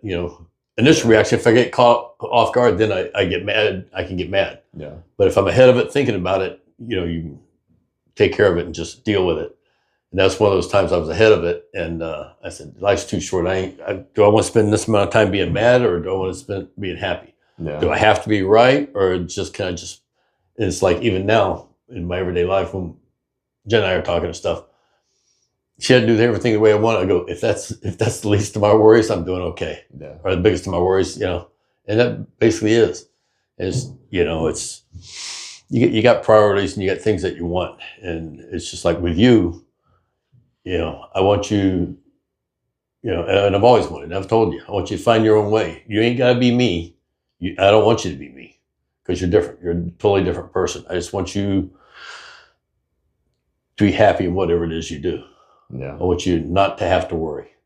I don't want you to be I'll do you just like Dad did me. If you need a helping hand, I'll help you. I don't helping you, but not doing for you. You know what I mean? Mm-hmm. And there's other examples I can think of. It's you got to do your own stuff. Oh, what I used to tell you, all these fatherly advice stuff. I'll give you the tools, but you got to do the work. Yeah. And I'll be happy to give you tools any day of the week. It's like, I know a few times that I've loaned you money or something, and I know you hate borrowing money. It's like I tell you, all right, if it's $1,000, take 5 months to pay me $200 a month. The next month, when you get the first 1,000, you're paying me off, and then you're short the next month because you hate owing money. Yeah. And I'm like, dude, it all gets paid. If I'm short on money, then I'd ask for it back sooner. Well, I hate, we all only had to do that a few times from you and from Mom in my adult life, and it's like with great shame. It's it's after I pawned everything I could pawn and sold everything I can sold and mustered everything I could muster and collected and turned in all the cans I could turn in and scrounged, you know what I mean? That's what I've always told you, though. It's like, you can pay me back interest. Yeah. Treat me like a bank, but I'm the easiest one you're going to get good terms with. And because I want you to succeed. I don't want you to fail. I don't want to, like, if you pawn me something, I don't want that. Mm-hmm. I want you to have it. But if it makes you feel better, I'll take it for a while until you pay it back, because you always pay it back too quick and you put yourself in another bind. Is what I don't want. It's just Dad and Mom. Oh my God, they took care of so many things for me, and that's when when they got older, I was glad that I could help them out somewhat. Yeah, I didn't totally take care of everything, but you just take care of those who take care of you. Yeah, I mean, I seen it done my whole youth, and you don't see that as much these days. No, it's like always talk about Dad and stuff. I stayed and I'd work overtime and help when I could, And that's how I helped. I had a money pipeline I could tap into. Yeah. And somebody else had time. Mm-hmm. And so that's how we got that worked out. But yeah, I'm going back to the beginning of this talk. I'd like to have a couple hours. You always get asked that question. If you could talk to anybody ever, I'd like to have a sit down with Dad. Yeah. And grandfather would be number two. You and I have had a chance to have a couple conversations, more than a few, that like this, and other things, a little more personal that we're not going to do on camera. Yeah. But you and I have had those. I didn't have those intimate conversations with Dad so much. I know. It's not that we didn't have good ones. But we talked about what we're going to do, what was fun, how you doing, what are you doing next week? You need help with that. Can you come over and give me a hand? Vice versa. It's like if I was still living, that's one of my regrets is I love living in Florida, but I hate being away from you. Yeah. You told me one time, it's like, even if I don't come by and see you every day, I'm just having you down the street, and that weighs on me. And that's one of the reasons I think we're leaning toward, I talk about that bigger house. Yeah, I'd like that spot. But I got so many places in the country I want to see, and that would allow us to come out here, what I've talked to you about before. We'd come park for a month at a time here. I just miss it, man. Like I remember going and getting out of school pretty much every day in high school, and you'd pick me up or we'd meet up and we'd go to the gym. And like, even if I could just have you here for the summers and we could just go down to the Club Northwest and work out together, a day or two a week. If I could stay here for more than a month at a time, I'd actually get out there. I'd get you guys to teach me. Oh, yeah. Because I know especially with my shoulder being hinky and my neck being hinky like it is. Yeah. Stretching it out and just and that's the moves, part it would all be good. Just like what I'm going to have to do when I come back from this knee surgery is I'm not going to be able to do, like live sparring for a long time. Just come and drill, man. And it's just fun. It's fun to sit and you're stretching because you're on the mat, you're on the ground, you're moving around. It's like a stretch without it being sitting and just, okay, let me reach for my left toe, let me reach for my right toe, Well, I think about this too, is to think how you guys call old man, you call Dan Old Man Dan. Old Man Dan, yeah. And I'm older than he is. Yeah. And I think about that. And it's not that I mean, even with, this hinkiness in my shoulder, after the surgery and stuff, it's, I've lost a certain amount of ability with that. Yeah. But I'm not helpless with it. It's probably 60, 70% of what it used to be versus my right arm, which is right side, which is still 100% of what it can. It's about 60% of what it could be if I hadn't had that surgery. Yeah. But the surgery had to happen. So, but I still think I'm very, very capable, and I think I'd love it. But I just got to learn the basics. Yeah. Well, I've thought about, let's just go there. Okay, teach me 4 or 5 chokes where I can get over, talk to whoever I'm having problems with, and I can just choke them out. Yeah. And get an arm bar. The quick stuff. Yeah. Because I'm not going to be doing tournaments, stuff like that. Yeah. But even though you're not doing tournaments, it's still just, you learn the whole thing. And it's just, like I said, I think 90 days of jiu-jitsu puts you ahead of like 99% of people in an altercation. Just knowing the principles of how to hold somebody down. And you've got a lot of that just from, you grew up fighting actual, fighting. Yeah, I got in a lot of fights and learned a lot from mistakes. Like I was telling Jared last night. You had your boxing matches and stuff back in the day. I was telling him to get blind. There's a low barrier to entry for that first 6 months. Your skills just go like this, and then they kind of taper off and more gradual. But it's like even with that stuff, I've always, even now at my age, I think about it, and it's like on the mats, had I learned from, way back in the day, or even if I'd learned now, I have a good sense of balance, how to distribute my weight. Granted, you guys are so advanced, you'd get me. And I'm going to say it would even be close, but with no knowledge whatsoever, I've always had a good understanding, balance and coordination of keeping the weight distributed where they couldn't shift it, and it's like a sweep. I could keep the weight shifted and adjust to that, and feel them moving where they're going before that. Yeah. I don't know the technical moves and all that, but I know weight distribution and reflexes. I have good reflexes. Oh, I know it. Oh, I said I knock stuff off and catch it before it hits the ground. I shock myself and go, I'm 65 years old. Yeah. That was a quick move. Yeah. I go, hell yeah. Nobody's around. I'm impressed. I would, like I said, I'd love to have you, obviously love to have you on the mats, but even just being able to lift with you a couple of days a week like we used to when I was a kid, that was my, some of my absolute favorite memories. Well, it's like first time I ever benched over 400 pounds. Who was my spotter? My 12-year-old son. Everybody goes, "You have your sons? Your son can't lift all that." I said, "Well, he shouldn't have to." Yeah. If I wasn't pretty confident I was going to get it, he wouldn't be spotting me. Yeah. But all I need is the edge, and he's been around his gyms his whole life up to that point at 12 years old, and it was at the Ramblin' Rose. And first time I did 405, and the heaviest, and I didn't get much heavier than that for a max. I think the heaviest I ever got was 440. 440. And I did that reverse and forward bench. Remember when honey cut? Yeah. Well, I always used to talk about my reverse grip benching because nobody else did it. The suicide grip, yeah. Yeah, but that's one you got to have a spotter for. Yeah. That's definitely a lot more dangerous. But I had such good triceps as a regular bencher. For my size, I was okay. I wouldn't even consider myself real good. I'd consider 1 to 10. I was about a 6. Yeah. A reverse grip bencher, I was about a 7. Yeah. But both of them were equal. The best I ever got both ways was 440. What was that? 4 wheels, dime, nickel, and 2.5. I think that equals 440. And but I think back to that stuff now. It's like, and I know as you get older, you can't keep doing it. And I said the biggest setback I had was that surgery, and because it's 3 months before I got diagnosed with the cancer. I remember I sent you those pictures that I ain't dead yet, and then it's like 2-3 weeks later or a month later or something, I got diagnosed. But I was getting back. I was 235, and I mean, I was looking a lot fitter than I am now at 225. And I actually like where I was going. I feel good. It's like right now, mentally, I think I'm like in my 40s. It's no, 65 is not the new 45, or but you age, and I just don't want to be that guy who can't get off the floor. Yeah. If the day I die, I still want to be able to do stuff. Yeah. Heart attack and die sometime. Maybe that's the best way to go. I don't know.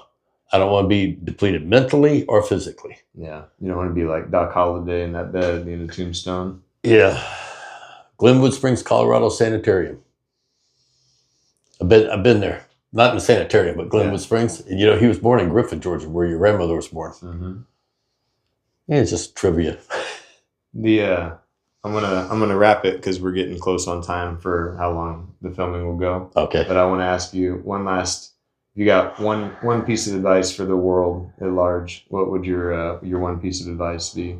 Oh, for the whole world, for people or people in general. People in general, just normal people. Think before you react.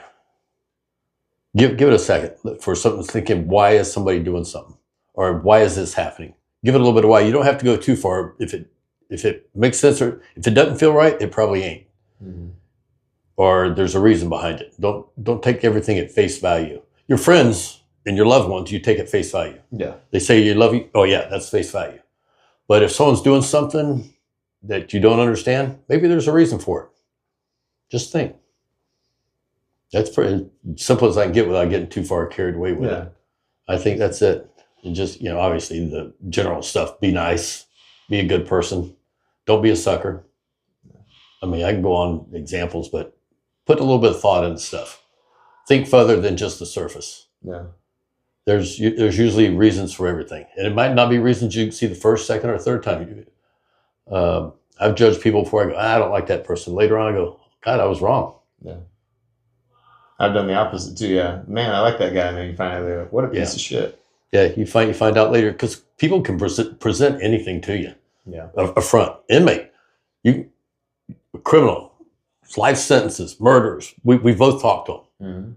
And you can hold a good conversation with them all day long. Oh, yeah. But lacking self-control, or was there a reason they did something? Yeah, You never know. You don't know. Just think. Don't try to consider as much of it as you can. Kind of like what we were talking about at the beginning. Try to look at it the big picture macro scale. Yeah. It might not all be right here. It might be here. Hell, it might be back here, and that bounces there and there and there before it gets here. You don't know. You might only go that far and still not have the real reason. Just, best I can do. All right, Pop. Thanks for coming on, man.